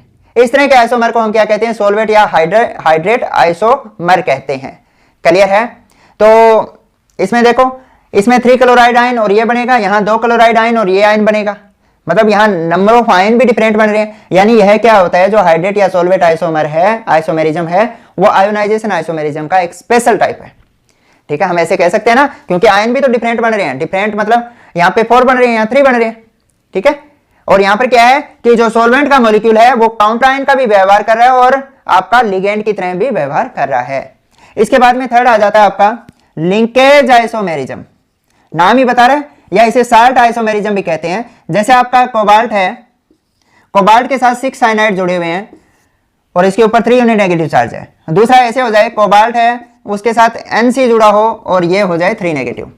ठीक है, यानी लिंकेज कार्बन के थ्रू हो रहा है। एम्बीडेंटेंट लिगेंड होते हैं ये। एम्बीडेंटेंट लिगेंड क्या होते हैं, जिनमें डोनर साइट एक से ज्यादा होती है बट एक टाइम में एक ही डोनर साइट का यूज करते हैं। तो यहाँ कार्बन और नाइट्रोजन दोनों के द्वारा डोनेट कर सकते हैं, बट यहाँ कार्बन डोनर एटम है और यहाँ नाइट्रोजन डोनर एटम है, बट फॉर्मूला क्या है, सेम है। इस तरह में लिंकेज जिससे लिंक हो रहा है वो एटम डिफरेंट है, इसलिए इसे हम लिंकेज आइसोमर या साल्ट आइसोमर कहते हैं। यहाँ लिंक कार्बन के थ्रू हो रहा है, यहाँ नाइट्रोजन के थ्रू हो रहा है। तो कोऑर्डिनेशन आइसोमेरिज्म में क्या होगा, मान लो कि कोबाल्ट है, इसके साथ 6 अमोनिया लगे हुए हैं आपके, और यहाँ क्रोमियम है और यहाँ 6 साइनाइड लगे हुए हैं। ठीक है, तो इस पे +3 चार्ज आ गया, इस पे -3 आ गया। यहाँ पे कैटाइनिक और एनाइनिक दोनों ही पार्ट क्या है, आपके कोऑर्डिनेशन एंटाइटी है। क्लियर है? तो यहाँ क्या होगा, एक्सचेंज ऑफ लिगेंड होगा भी। तो यहाँ क्रोमियम आ जाएगा, क्रोमियम के साथ 6 अमोनिया लग गए, और यहाँ पर क्या आ गया, आपका कोबाल्ट आ गया और कोबाल्ट के साथ क्या हुआ, 6 साइनाइड लग गए। क्लियर है? तो इस तरह से क्या हुआ, यहाँ एक्सचेंज ऑफ लिगेंड हो रहा है। इस तरह के आइसोमेरिज्म को हम क्या कहते हैं, कोऑर्डिनेशन आइसोमेरिज्म कहते हैं। कंडीशन ये है कि एक आपके पास न्यूट्रल लिगेंड होना चाहिए ताकि ये कैटाइनिक बन सके, और दूसरा आपके पास क्या होना चाहिए, एनाइनिक लिगेंड होना चाहिए ताकि ये एनाइनिक बन सके। ठीक है, ये कैटाइनिक और एनाइनिक होगा तभी तो एक दूसरे से ये क्या रहेंगे, जुड़े रहेंगे। बट देखो, मैंने एक टाइप दिखा दिया, इसके बहुत सारे टाइप बन रहे हैं, मैंने डिटेल में डिस्कस कर रखा है स्ट्रक्चरल आइसोमेरिज्म में। मतलब यहाँ से एक साइनाइड यहाँ चला जाए, एक अमोनिया आ जाए, फिर 2 साइनाइड यहाँ चले जाए, 2 अमोनिया यहाँ जाए, 3 साइनाइड चले जाए। इस तरह से हमने केस कंसीडर कर रखा है। अगर 3 साइनाइड यहाँ चले जाए, 3 अमोनिया यहाँ जाए, तो ऐसा आइसोमर पॉसिबल नहीं है। ठीक है, इसके बाद में एक और आइसोमर करवा देता हूं, लिगेंड आइसोमर। तो लिगेंड आइसोमर क्या होता है, मतलब यहां पर जो लिगेंड है वो खुद पोजीशन आइसोमेरिज्म शो कर रहा है। ठीक है, जैसे मैं यहां पे लेता हूं CH2 NH2 CH2 CH2 NH2। ठीक है, एक होता है आपका CH3 CH NH2 CH2 NH2। ठीक है, दोनों में लिगेंड का क्या है, फॉर्मूला तो सेम है, बट जो लिगेंड में NH2 की पोजीशन है वो डिफरेंट है। ठीक है, तो इस तरह से ये क्या करेगा, लिगेंड आइसोमेरिज्म शो करेगा। इस तरह की लिगेंड हो, ये किस में पॉसिबल है, लिगेंड आइसोमेरिज्म भी ऑर्गेनिक लिगेंड के केस में ही पॉसिबल है। जब ऑर्गेनिक लिगेंड हो तो ये कौन से आइसोमर शो कर रहे हैं, अभी पोजीशन आइसोमर शो कर रहे हैं। इसे क्या कहेंगे, प्रोपेन 1,3 डाइअमाइन, इसे कहेंगे प्रोपेन 1,2 डाइअमाइन। नेक्स्ट है स्टीरियो आइसोमेरिज्म, यानी वो कंपाउंड जिनका मॉलिक्यूलर फॉर्मूला सेम हो बट स्पेशियल अरेंजमेंट डिफरेंट हो, हम उन्हें क्या कहेंगे, स्टीरियो आइसोमर, और इस फिनोमेनन को हम क्या कह देंगे, स्टीरियो आइसोमेरिज्म कहेंगे। तो इसमें 2 तरह के होते हैं, एक जियोमेट्रिकल आइसोमेरिज्म और दूसरा होता है optical isomerism. Geometrical isomerism further 2 type का होता है, सिस और ट्रांस। ठीक है, सिस मतलब एडजेसेंट साइड पे हो, यानी एक दूसरे के 90 डिग्री पे हो आपके सेम एटम या सेम ग्रुप, तो वो सिस होगा। और अगर 180 डिग्री का एंगल हो, यानी एक दूसरे के अपोजिट हो, तो ट्रांस होगा। ऑप्टिकल आइसोमर कौन से होते हैं, जो प्लेन ऑप्टिकली एक्टिव कौन से होते हैं, जो प्लेन पोलराइज्ड लाइट को रोटेट कर दे, वो ऑप्टिकली एक्टिव होते हैं। यानी वो कंपाउंड जिनका मॉलिक्यूलर फॉर्मूला सेम है बट जो प्लेन और पोलराइज्ड लाइट को वो डिफरेंट डायरेक्शन में रोटेट कर रहे हैं, उन्हें हम क्या कहेंगे, ऑप्टिकल आइसोमर कहेंगे, और इस फिनोमेनन को हम क्या कहेंगे, ऑप्टिकल आइसोमेरिज्म कहेंगे। कंडीशन ये है कि उनके पास क्या होना चाहिए, कोई भी एलिमेंट ऑफ सिमेट्री नहीं होना चाहिए, ना तो उसमें सेंटर ऑफ सिमेट्री हो, न उसमें एक्सिस ऑफ सिमेट्री हो, और न ही उसमें क्या हो, प्लेन ऑफ सिमेट्री हो। ये सारे क्या होने चाहिए, एब्सेंट होने चाहिए। दूसरा क्या होना चाहिए, non super imposable mirror image होनी चाहिए। ये कंडीशन है अभी ऑप्टिकली एक्टिव होने के लिए। ये आपको पता है, ऑर्गेनिक में आप अच्छे से कर चुके हो। अगर ऑर्गेनिक में नहीं किया अच्छे से तो मैंने इसको एक डिटेल लेक्चर में एक्सप्लेन कर रखा है, वहां से कर सकते हो। तो अब देखो भी, जैसे मैं पहले कोऑर्डिनेशन नंबर 4 वाले की बात कर रहा हूं, जैसे 4 में क्या होता है, एक तो sp3 हाइब्रिडाइजेशन होती है, तो टेट्राहेड्रल होता है। तो टेट्राहेड्रल है तो जाहिर सी बात है सभी के एंगल क्या होंगे, 109 डिग्री 28 मिनट होंगे, मतलब जियोमेट्रिकल आइसोमेरिज्म ये शो नहीं करते, ठीक है, बट ऑप्टिकली एक्टिव हो सकते हैं। ऑप्टिकली एक्टिव होने के लिए केस क्या होगा, अगर चारों के चारों लिगेंड जो जुड़े हुए हैं वो डिफरेंट हो, ये ए बी सी जो मैंने स्मॉल में लिखी है मोनोडेंटेंट लिगेंड के लिए लिखी है, चारों के चारों लिगेंड डिफरेंट हो, या फिर आपके इसके साथ अनसिमेट्रिकल बाइडेंटेंट लिगेंड लगा हो, या फिर इस तरह का केस हो कि आपका मेटल है, मेटल के साथ अनसिमेट्रिकल बाइडेंटेंट लिगेंड दो तरह के लगे हुए हैं, ठीक है, या फिर ऐसा केस हो कि मेटल है, मेटल के साथ एक अनसिमेट्रिकल बाइडेंटेंट है और दो मोनोडेंटेंट लिगेंड लगे हुए हैं जो डिफरेंट हो, ठीक है। तो इन चारों केस में टेट्राहेड्रल sp3 हाइब्रिडाइजेशन की बात कर रहा हूं, आपका जो कंपाउंड होगा वो ऑप्टिकली एक्टिव होगा। यानी यहाँ पे आप जिंक +2 ले सकते हो मेटल की जगह, बेरिलियम ले सकते हो +2, इसके अलावा बोरोन ले सकते हो, ठीक है। तो ये केस याद रखना है, स्पेशल केस है, मोस्ट इंपोर्टेंट है, नोट कर लेना। टेट्राहेड्रल का केस हो गया। नेक्स्ट मैं बात कर रहा हूँ DsP2 यानी स्क्वायर प्लेनर कॉम्प्लेक्स की। स्क्वायर प्लेनर नाम ही बता रहे हैं, यानी इसके अंदर प्लेन ऑफ सिमेट्री होगा, मतलब ऑप्टिकली इनएक्टिव होगा, बट ये GI शो करते हैं, ठीक है। GI का मैं जैसे एग्जांपल देता हूँ, Ma2B2 है, तो इसमें अरेंजमेंट कैसे करूंगा अभी, AB एक तरह से ये पॉसिबल है और एक AABB पॉसिबल है, मतलब दो तरह के GI देगा ये, ठीक है। इस तरह से अरेंजमेंट मैंने करनी सिखा रखी है, वहां से आप कर लेना भी। और दूसरा ये होता है कि अगर MABCD यानी चारों के चारों डिफरेंट हो तो वो कितने GI देंगे, तो यहां पर मैं AB करूंगा, CD कर दूंगा, उसके बाद में AC करूंगा, BD कर दूंगा, इसके बाद में AD करूंगा और BC कर दूंगा, यानी ये तीन तरह के GI शो करेंगे, ठीक है। तो ये मैंने डिटेल में एक्सप्लेन कर रखा है अभी। और अब देखो कि इसका एग्जांपल दे देता हूं, जैसे आपका प्लेटिनम है, प्लेटिनम पे +2 ऑक्सीडेशन स्टेट है, यहां अमोनिया लगा हुआ है, यहां अमोनिया लगा हुआ है, यहां क्लोराइड लगा हुआ है, यहां क्लोराइड लगा हुआ है, दोनों सेम ग्रुप सेम साइड है तो सिस हो गया। अगर अपोजिट साइड होते तो क्या हो जाता है, ट्रांस हो जाता है, इसे सिस प्लेटिन कहते हैं, कैंसर के ट्रीटमेंट में यूज होता है, ठीक है। नेक्स्ट नोट करते हैं ऑक्टाहेड्रल का केस। हाँ जी, अब ऑक्टाहेड्रल में हम आइसोमेरिज्म डिस्कस कर रहे हैं, GI कौन से शो करेंगे, ऑप्टिकल आइसोमर्स कौन से शो करेंगे। अब एक इसमें ट्रिक याद रखना भी कि अगर आपके दो सेम लिगेंड ट्रांसपोजिशन पे हो तो ऑप्टिकली इनएक्टिव होंगे, और दूसरा कि अगर दो सेम पेयर हो ट्रांसपोजिशन पर, जैसे AB टाइप का हो, जैसे ये ऑक्टाहेड्रल है, यहाँ AB है और यहाँ AB है, इस तरह का पेयर हो ट्रांस ना AB, तो ये भी क्या होगा, ऑप्टिकली इनएक्टिव होगा। दूसरा ये वाला सेम ये केस भी देख लो भी, यहाँ पर A है और यहाँ पे A है, यानी ट्रांस पे सेम लिगेंड हो तो उसमें क्या होगा, प्लेन ऑफ सिमेट्री होगी, ऑप्टिकली इनएक्टिव होगा, ठीक है। तो ये क्या हो गया, ऑप्टिकली इनएक्टिव हो गया। अब एक बात और ध्यान रखनी है अभी, अगर इस तरह का केस आ जाए, जैसे यहाँ इथाइलिन डाइमाइन है, सिमेट्रिकल बाइडेंटेंट लिगेंड लगा हुआ है इस साइड, ए कर लो, यहाँ क्या है, सिमेट्रिकल बाइडेंटेंट लिगेंड लगा हुआ है, यहाँ बी लगा हुआ है, सेम मोनोडेंटेंट लिगेंड लगे हुए हैं, तो ये भी क्या होगा, आपका ऑप्टिकली इनएक्टिव होगा। ये तीनों बात आपको ध्यान रखनी है, क्लियर है। अब डिस्कस कर रहे हैं पहले, जैसे मान लो कि पहले मैं डिस्कस करता हूँ Ma4B2 टाइप का लिगेंड हो, ठीक है। तो इसके पेयर बनाएंगे, पेयर कैसे बनाओगे, जैसे A हो गया, A हो गया और B हो गया, ठीक है। दूसरी क्या पॉसिबिलिटी है, A हो गया, AB हो गया, AB हो गया, इसके अलावा इसमें कोई पॉसिबिलिटी नहीं है, मतलब इसमें GI कितने हो गए, 2 हो गए, ठीक है। यहाँ पर A प्रेजेंट है मतलब ऑप्टिकली इनएक्टिव है, सेम लिगेंड हो गए ट्रांसफर, A है मतलब ऑप्टिकली इनएक्टिव है, ठीक है। तो GI जितने होंगे उतनी SI हो जाएंगे अगर कंपाउंड आपका ऑप्टिकली इनएक्टिव हो तो, 2 हो गए, ठीक है। अब एक केस और कंसीडर करो, Ma3B3 टाइप का लिगेंड हो, ठीक है। तो इसमें भी पॉसिबिलिटी क्या होगी, A होगा, AB होगा या B होगा, ये मैंने डिटेल में डिस्कस कर रखा है भी, अगर आपको डिटेल में पढ़ना है। दूसरा क्या हो जाएगा, A हो गया, नहीं A के साथ B कर दो, AB पहले से है और AB कर दो, ठीक है। तो यहां क्या हो गया, 2 तरह के GI हो गए आपके, इसके अलावा और कोई पॉसिबिलिटी नहीं है। SI भी क्या हो जाएंगे, 2 हो जाएंगे, ऑप्टिकली इनएक्टिव हो जाएगा, क्योंकि A है तो ऑप्टिकली इनएक्टिव, AB रिपीट हो रहा है, ऑप्टिकली इनएक्टिव, ठीक है। तो इसमें 2 तरह की पॉसिबिलिटी है भी, इस तरह से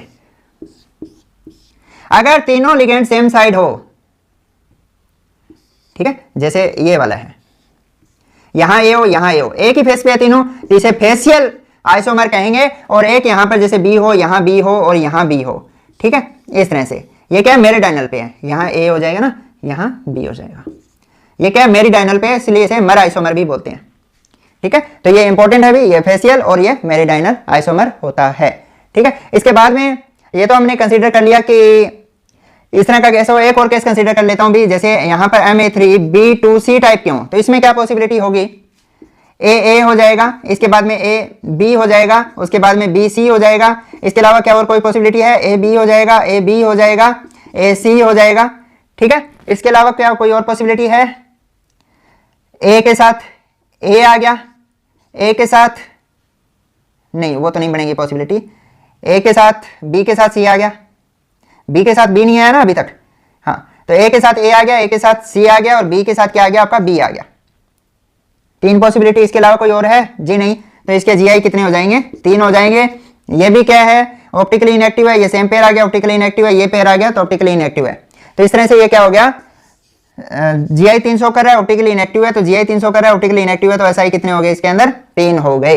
ठीक है, एक बार नोट करो आगे बढ़। एक ऐसा और कंसीडर कर रहा हूँ भी MA3BCD टाइप का हो, तो इसमें अरेंजमेंट कैसे करेंगे भी? ए की ए के साथ है, ए की बी के साथ है, सी की डी के साथ अरेंजमेंट है। मैं एक रेगुलर सीक्वेंस में चलाऊं, ए फिर ए बी फिर सी डी। इसके अलावा क्या पॉसिबिलिटी है अभी? ए के साथ आपका बी आ जाए, ए के साथ सी आ जाए और ए के साथ डी आ जाए। इसके अलावा क्या पॉसिबिलिटी है अभी आपकी? ए के साथ ए है आपका, ए के साथ डी है आपका और बी के साथ सी है। ठीक है, इसके अलावा कोई और पॉसिबिलिटी बन रही है क्या? और देखो भी, बी के साथ सी आ गया, बी के साथ डी नहीं आया ना अभी तक, बी के साथ डी करो आप। तो ए के साथ ए आ गया, ए के साथ सी आ गया और बी के साथ क्या आ गया आपका? डी आ गया। तो 4 तरह के जीआई बन रहे हैं यहाँ पर। जीआई कितने हो गए? 4 हो गए। अब देखो, यह ऑप्टिकली इनएक्टिव है क्योंकि सेम आ गया ए, और यहाँ भी ए है और यहाँ भी ए है, तो ये तीनों तो ऑप्टिकली इनएक्टिव हो गए, ये भी ऑप्टिकली इनएक्टिव हो गए। यहाँ देखो A B A C A D सारे डिफरेंट है, मतलब यह ऑप्टिकली एक्टिव है। ऑप्टिकली एक्टिव है तो डी और एल फॉर्म दोनों एग्जिस्ट करेगी भी। ठीक है, तो यहाँ एनांशियोमर पेयर कितना बन गया? 1 बन गया ना डी और एल के लिए। तो टोटल एसआई कितने हो गए? 5 हो गए। जीआई और एनांशियोमर पेयर जोड़ दो, टोटल आ जाएंगे। यह सिंपल सा तरीका है। ऑप्टिकली इनएक्टिव कितनी है? ऑप्टिकली इनएक्टिव 3 है। ऑप्टिकली एक्टिव कितनी है? 2 है। दोनों जोड़ दो, टोटल एसआई आ जाएंगे। स्टीरियो आइसोमर होता है ना एसआई। ठीक है, तो इस तरह से कैलकुलेट कर सकते हो। अब एक बाइडेंटेंट लिगेंड का केस कंसीडर कर रहा हूं मैं, जैसे MAA3 टाइप का लिगेंड हो, तो ये जीआई तो शो नहीं करेगा क्योंकि सारे लिगेंड सिमेट्रिकल हो गए, बट ऑप्टिकली यह एक्टिव होता है। कैसे भाई? जैसे ये मेटल है, मैं क्या लगाऊंगा यहाँ पर? जैसे मान लो EN लगा दिया, EN माने मैंने इसको, यहाँ पे मैंने EN लगा दिया और यहाँ मैंने क्या किया? EN लगा दिया। अब इसकी मिरर इमेज बनाओ आप। अगर आप मिरर इमेज बनाओगे तो क्या होगा? ये वाला पोर्शन इधर आएगा, जो मिरर के नजदीक है वो नजदीक आएगा, जो दूर है वो दूर आएगा। तो इस तरह से बनेगा आपका। यहाँ EN आ जाएगा, यहाँ EN आ जाएगा और यहाँ क्या आ जाएगा? EN आ जाएगा। तो यहाँ पर क्या होगा? ये ऑप्टिकली एक्टिव है, तो स्टीरियो आइसोमर कितने बनेंगे इसके? डी और एल 2, तो 2 एसआई बनेंगे। क्लियर है? अगर आपका कोई ऐसा कंपाउंड हो MAA2B2 टाइप, तो वो ऑप्टिकली एक्टिव होगा या नहीं होगा उसको चेक करो। देखो कि ये मेटल है, उसमें 2 पॉसिबिलिटी है कि या तो जो EN है यहां लगाओ और दूसरा EN यहां लगाओ, यहां बी लगाओ, यहां बी लगाओ। बी की जगह कुछ भी मान लो अपनी तरफ से, यहां क्लोराइड है, यहां क्लोराइड है। ठीक है, तो इसका क्या करूं मैं? मिरर इमेज बनाऊंगा तो क्या होगा? यहाँ EN आ जाएगा, यहाँ EN आ जाएगा और यहाँ क्या आ जाएगा? क्लोराइड आ जाएगा। अब मिरर क्या है? नॉन सुपर इंपोजेबल है। यहाँ ऐसे उठा के इसके ऊपर रखोगे तो ये सुपर इंपोज नहीं कर रहे। यहाँ भी क्या थी? मिरर इमेज नॉन सुपर इंपोजेबल थी। नॉन सुपर इंपोजेबल समझ रहे हो ना? जैसे मेरा ये हाथ है और ये हाथ है, दोनों एक दूसरे की क्या है? मिरर इमेज है। बट अगर मैं इनको एक दूसरे के ऊपर रखूं तो ये सुपर इंपोज नहीं होंगे। तो नॉन सुपर इंपोजेबल है ये, तो मतलब ये क्या हो गए भी? आपके ऑप्टिकली एक्टिव हो गए। इसको भी ऐसा रखोगे तो सुपर इंपोज नहीं करेगा, ऑप्टिकली एक्टिव है। ये तो आपकी सिस फॉर्म है। ट्रांसफॉर्म भी एग्जिस्ट करेगी ना इसकी। जैसे मेटल है तो मैंने यहां क्लोराइड लगा दिया, यहां क्लोराइड लगा दिया, यहां EN लगा दिया और यहां EN लगा दिया। इसकी मिरर इमेज बनाऊंगा, जो नजदीक है नजदीक बना दो, ये EN हो गया, जो दूर है उसे दूर बना दो, जो ऊपर है वो ऊपर लिख दो, नीचे है वो नीचे लिख दो। मिरर इमेज का ये रूल होता है। अब इसको यहां से उठा के रखोगे तो सुपर इंपोज कर जाएगा, यानी सुपर इंपोजेबल मिरर इमेज है, मतलब ये ऑप्टिकली आपका क्या है? इनएक्टिव है और ये आपका ऑप्टिकली एक्टिव है। तो याद रखना, सिस फॉर्म ऑप्टिकली एक्टिव है, ट्रांसफॉर्म ऑप्टिकली इनएक्टिव है। इस तरह के क्वेश्चन बन सकते हैं, मोस्ट इंपॉर्टेंट है। ठीक है, नोट करो, आगे बढ़ते हैं। नेक्स्ट हम करने जा रहे हैं अभी इफेक्टिव एटॉमिक नंबर रूल। इसके अकॉर्डिंग क्या होता है कि अगर सिजविक ने यह बात कही थी कि कोई भी आपका कोऑर्डिनेशन कंपाउंड है, उसका अगर effective atomic number next noble gas के एटॉमिक नंबर के इक्वल है तो वो क्या होगा? स्टेबल होगा। नेक्स्ट नोबल गैस क्या होगी? ये वाली होगी, क्योंकि आपको पता है 4D 5D और 6D सीरीज की मेटल होती है, वो नॉर्मली आपके ट्रांजिशन कंपाउंड बनाती है, सॉरी कोऑर्डिनेशन कंपाउंड बनाती है। तो 4D में जो next noble gas configuration next noble gas का एटॉमिक नंबर है वो 36 है, 5D में 54 है और 6D में क्या है? 86 है। कैलकुलेट करते हैं। कैलकुलेट करने का फॉर्मूला था atomic number minus oxidation state plus number of electron donated bye ligand. ठीक है, तो जैसे मान लो मुझे इसका कैलकुलेट करना हो कि Fe है, यहाँ पर Cn6 लगा हुआ है और यहाँ K4 लगा हुआ है। सबसे पहले मुझे इसका चार्ज पता होना चाहिए, +2 चार्ज है। इसका एटॉमिक नंबर पता होना चाहिए, 26 है। ठीक है, तो EAN कैलकुलेट करो। सबसे पहले क्या लिखेंगे, atomic number 26 minus oxidation state लिखेंगे और फिर इलेक्ट्रॉन लिखेंगे डोनेटेड बाय लिगेंड। 6 लिगेंड है, एक लिगेंड 2 इलेक्ट्रॉन डोनेट कर रहा है, तो 6 कितने कर देंगे, 12 कर देंगे। तो कितना हो गया, 36 हो गया, यानी नेक्स्ट नोबल गैस के इक्वल है, तो ये स्टेबल है। बट एक बात ध्यान रखो कि अगर यहाँ पर +3 होता, जैसे K4 है, FeCN6, यानी यहाँ K3 कर देता मैं, तो यहाँ +3 ऑक्सीडेशन स्टेट आ जाते हैं। तो कैलकुलेट करोगे EAN है भी यहाँ पर। मैं फास्ट कर रहा हूँ भी, फास्ट के चक्कर में थोड़ा बहुत मिस हो रहा हो कोई लिखना, तो उसको आप खुद कर लेना, भावनाओं को समझो। तो 26 है, 26 माइनस 3 हो जाएगा, 3 प्लस क्या हो जाएगा, 12 हो जाएगा, है ना। तो कितना आ जाएगा, 35 आ जाएगा। तो क्या ये अनस्टेबल है, बिल्कुल नहीं है, यह है इससे ज़्यादा स्टेबल है। क्यों, इस पे जो चार्ज है ज़्यादा है, चार्ज ज़्यादा है तो क्रिस्टल फील्ड स्प्लिटिंग एनर्जी ज़्यादा होगी। ठीक है, तो ये उससे ज़्यादा स्टेबल है। तो ये रूल फिर किस पे लागू होगा, ये कार्बोनिल पे लागू होता है या फिर पाई बॉन्डेड ऑर्गेनोमेटेलिक कंपाउंड पर लागू होता है। इसे सिस्विक ने दिया था, इसलिए सिस्विक रूल बोलते हैं। इसे क्या बोलते हैं, सिस्विक रूल। जो सिस्विक रूल है वो किस पे लगता है, एक तो जो कार्बोनिल कॉम्प्लेक्स है आपके, मेटल कार्बोनिल कॉम्प्लेक्स कर लो, ठीक है, और दूसरा पाई बॉन्डेड ऑर्गेनोमेटेलिक कंपाउंड है, उन पे लगेगा, बाकी किसी पे नहीं लगता अभी। ठीक है, तो आ जाओ आगे। तो कोई एग्जांपल लेते हैं कार्बोनिल का, जैसे ये वाला है। देखो भी, निकल की ऑक्सीडेशन स्टेट 0, एटॉमिक नंबर कितना होता है, 28 होता है। 28 है, ऑक्सीडेशन स्टेट 0 है, प्लस क्या होगा, कितने इलेक्ट्रॉन डोनेट किए, 4 कार्बोनिल है, 8 इलेक्ट्रॉन डोनेट करेगा, 36 है, मतलब ये स्टेबल है। क्लियर है। एक एग्जांपल और लेते हैं, जैसे आपका मैग्नीज है, मैग्नीज क्या कर रहा है, पेंटा कार्बोनिल बना रहा है। ठीक है, तो इसका EAN कैलकुलेट करना है। मैग्नीज का एटॉमिक नंबर 25 होता है और कितने इलेक्ट्रॉन दिए, 10 दिए, 35 हो गया। ऑक्सीडेशन स्टेट 0 है तो लिखने की जरूरत नहीं है आपको।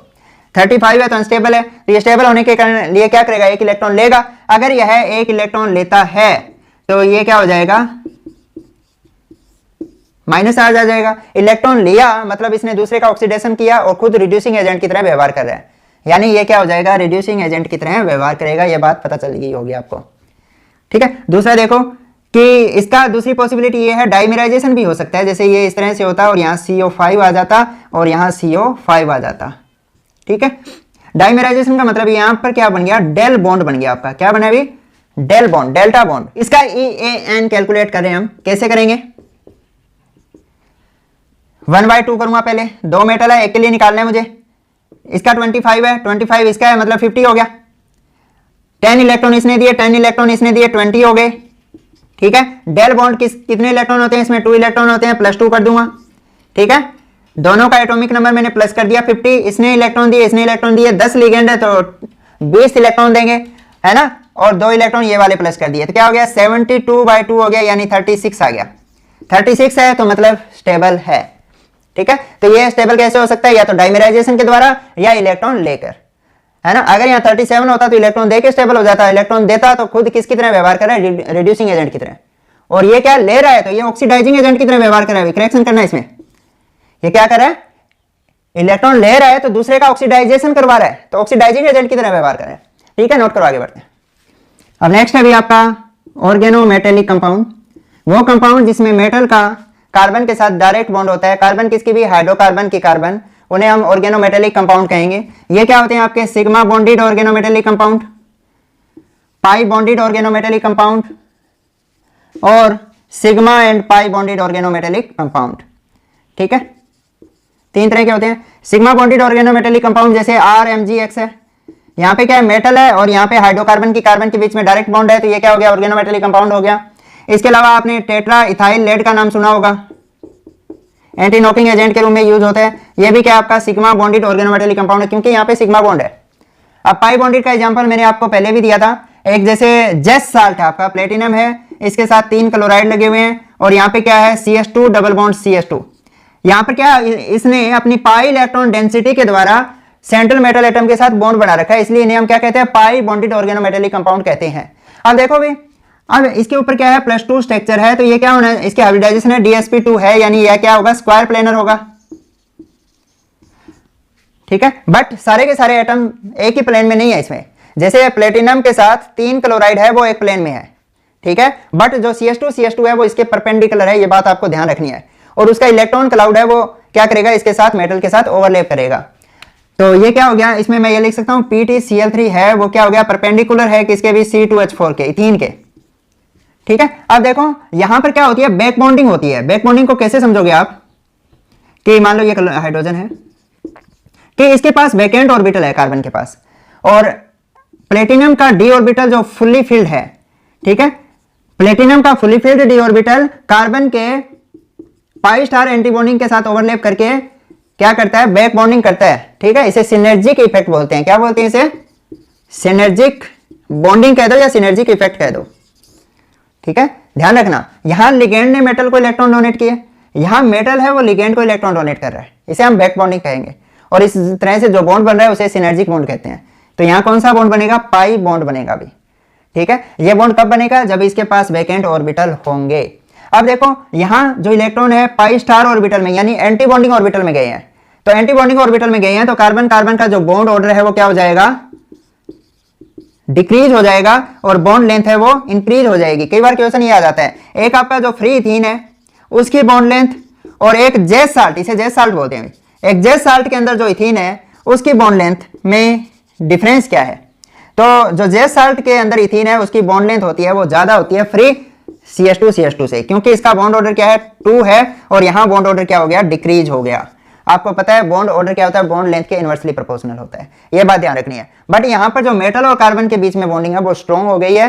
क्यों भाई, एक तो ये नॉर्मल बॉन्ड बन रहा था यानी पाई इलेक्ट्रॉन क्लाउड के द्वारा बॉन्ड बना, और दूसरा बैक डोनेशन के कारण बॉन्ड बना यानी डबल बॉन्डिंग हो गई। डबल बॉन्डिंग हो गई तो ये क्या हो गया, आपका स्टेबल हो गया। अब देखो, अब जैसे नॉर्मली तो क्या होता है, जो CH2 है उसकी हाइब्रिडाइजेशन क्या होती है, sp2 है, ट्राइगोनल प्लेनर होता है ये, बट इसमें ये अब प्लेनर नहीं है। क्यों भाई, अब इलेक्ट्रॉन ये दे रहा है तो इलेक्ट्रॉन के रिपल्सन लग रही है, रिपल्सन की वजह से हाइड्रोजन है वो एक साइड में शिफ्ट हो गए। चारों हाइड्रोजन क्या है, एक ही प्लेन में, अब चारों हाइड्रोजन एक प्लेन में है, बट जो कार्बन कार्बन के साथ ये प्लेन में नहीं है, इस कारण ये क्या हो गया, नॉन प्लेनर हो गया। ये बात ध्यान रखनी है आपको। ठीक है, नेक्स्ट आ गया सिग्मा और पाई बॉन्डेड, इसमें कौन सा आ जाता है, मेटल कार्बोनिल आ जाती है। देखो भाई, मेटल कार्बोनिल है तो यहां पर मेटल है, यहां कार्बन है, यहां ऑक्सीजन है। ठीक है, तो मेटल का जो फुली फिल्ड डी ऑर्बिटल है वो क्या करता है, कार्बन के वैकेंट पाई स्टार ऑर्बिटल को अपना इलेक्ट्रॉन पेयर डोनेट करके पाई बॉन्ड बना रहे हैं यहां पर। और यहां क्या था, कार्बन के पास लोन पेयर था और ये इसको यहां डोनेट कर रहा है, यहां सिग्मा बॉन्ड बन रहा है और यहां पाई बॉन्ड बन रहा है, इसलिए ऐसे हम क्या कहते हैं, sigma and pi bonded molecular orbital. ठीक है, तो यहां सिनर्जिक बॉन्डिंग हो रही है। अब देखो सिनर्जिक बॉन्डिंग में वही कैसे होगा, जैसे मेटल और कार्बन के बीच में तो बॉन्ड ऑर्डर है वो इंक्रीज हो जाएगा, बॉन्ड ऑर्डर इंक्रीज होगा तो बॉन्ड एनर्जी इंक्रीज होगी, बॉन्ड एनर्जी इंक्रीज होगी तो एक बात आपको ध्यान रखना है, एनर्जी होती है वो डायरेक्टली प्रोपोर्शनल होती है न्यू के, यानी हम ऐसे लिख सकते हैं h न्यू क्या है, स्ट्रेचिंग फ्रीक्वेंसी है।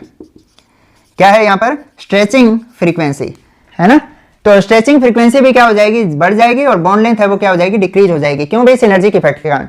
और यहाँ पे ऑक्सीजन का जो बॉन्ड ऑर्डर है कार्बन और ऑक्सीजन का वो क्या होगा, डिक्रीज होगा, बॉन्ड एनर्जी भी क्या होगी, डिक्रीज होगी, न्यू भी डिक्रीज होगी, और बॉन्ड लेंथ क्या हो जाएगा, इंक्रीज होगा। इनका इनवर्स है।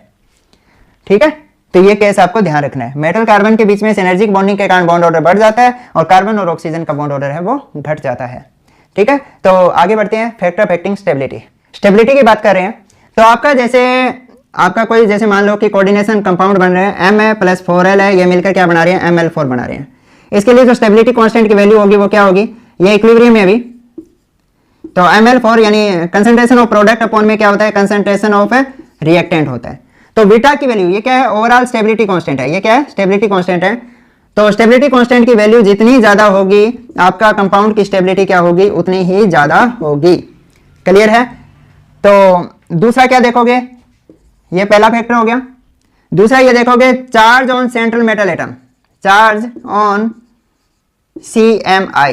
ठीक है, तो सेंट्रल मेटल एटम है, जैसे उस पर +2 चार्ज है या +3 चार्ज है, तो ज्यादा स्टेबल कौन सा होगा, जिसमें सेंट्रल मेटल एटम के ऊपर ज्यादा चार्ज होगा।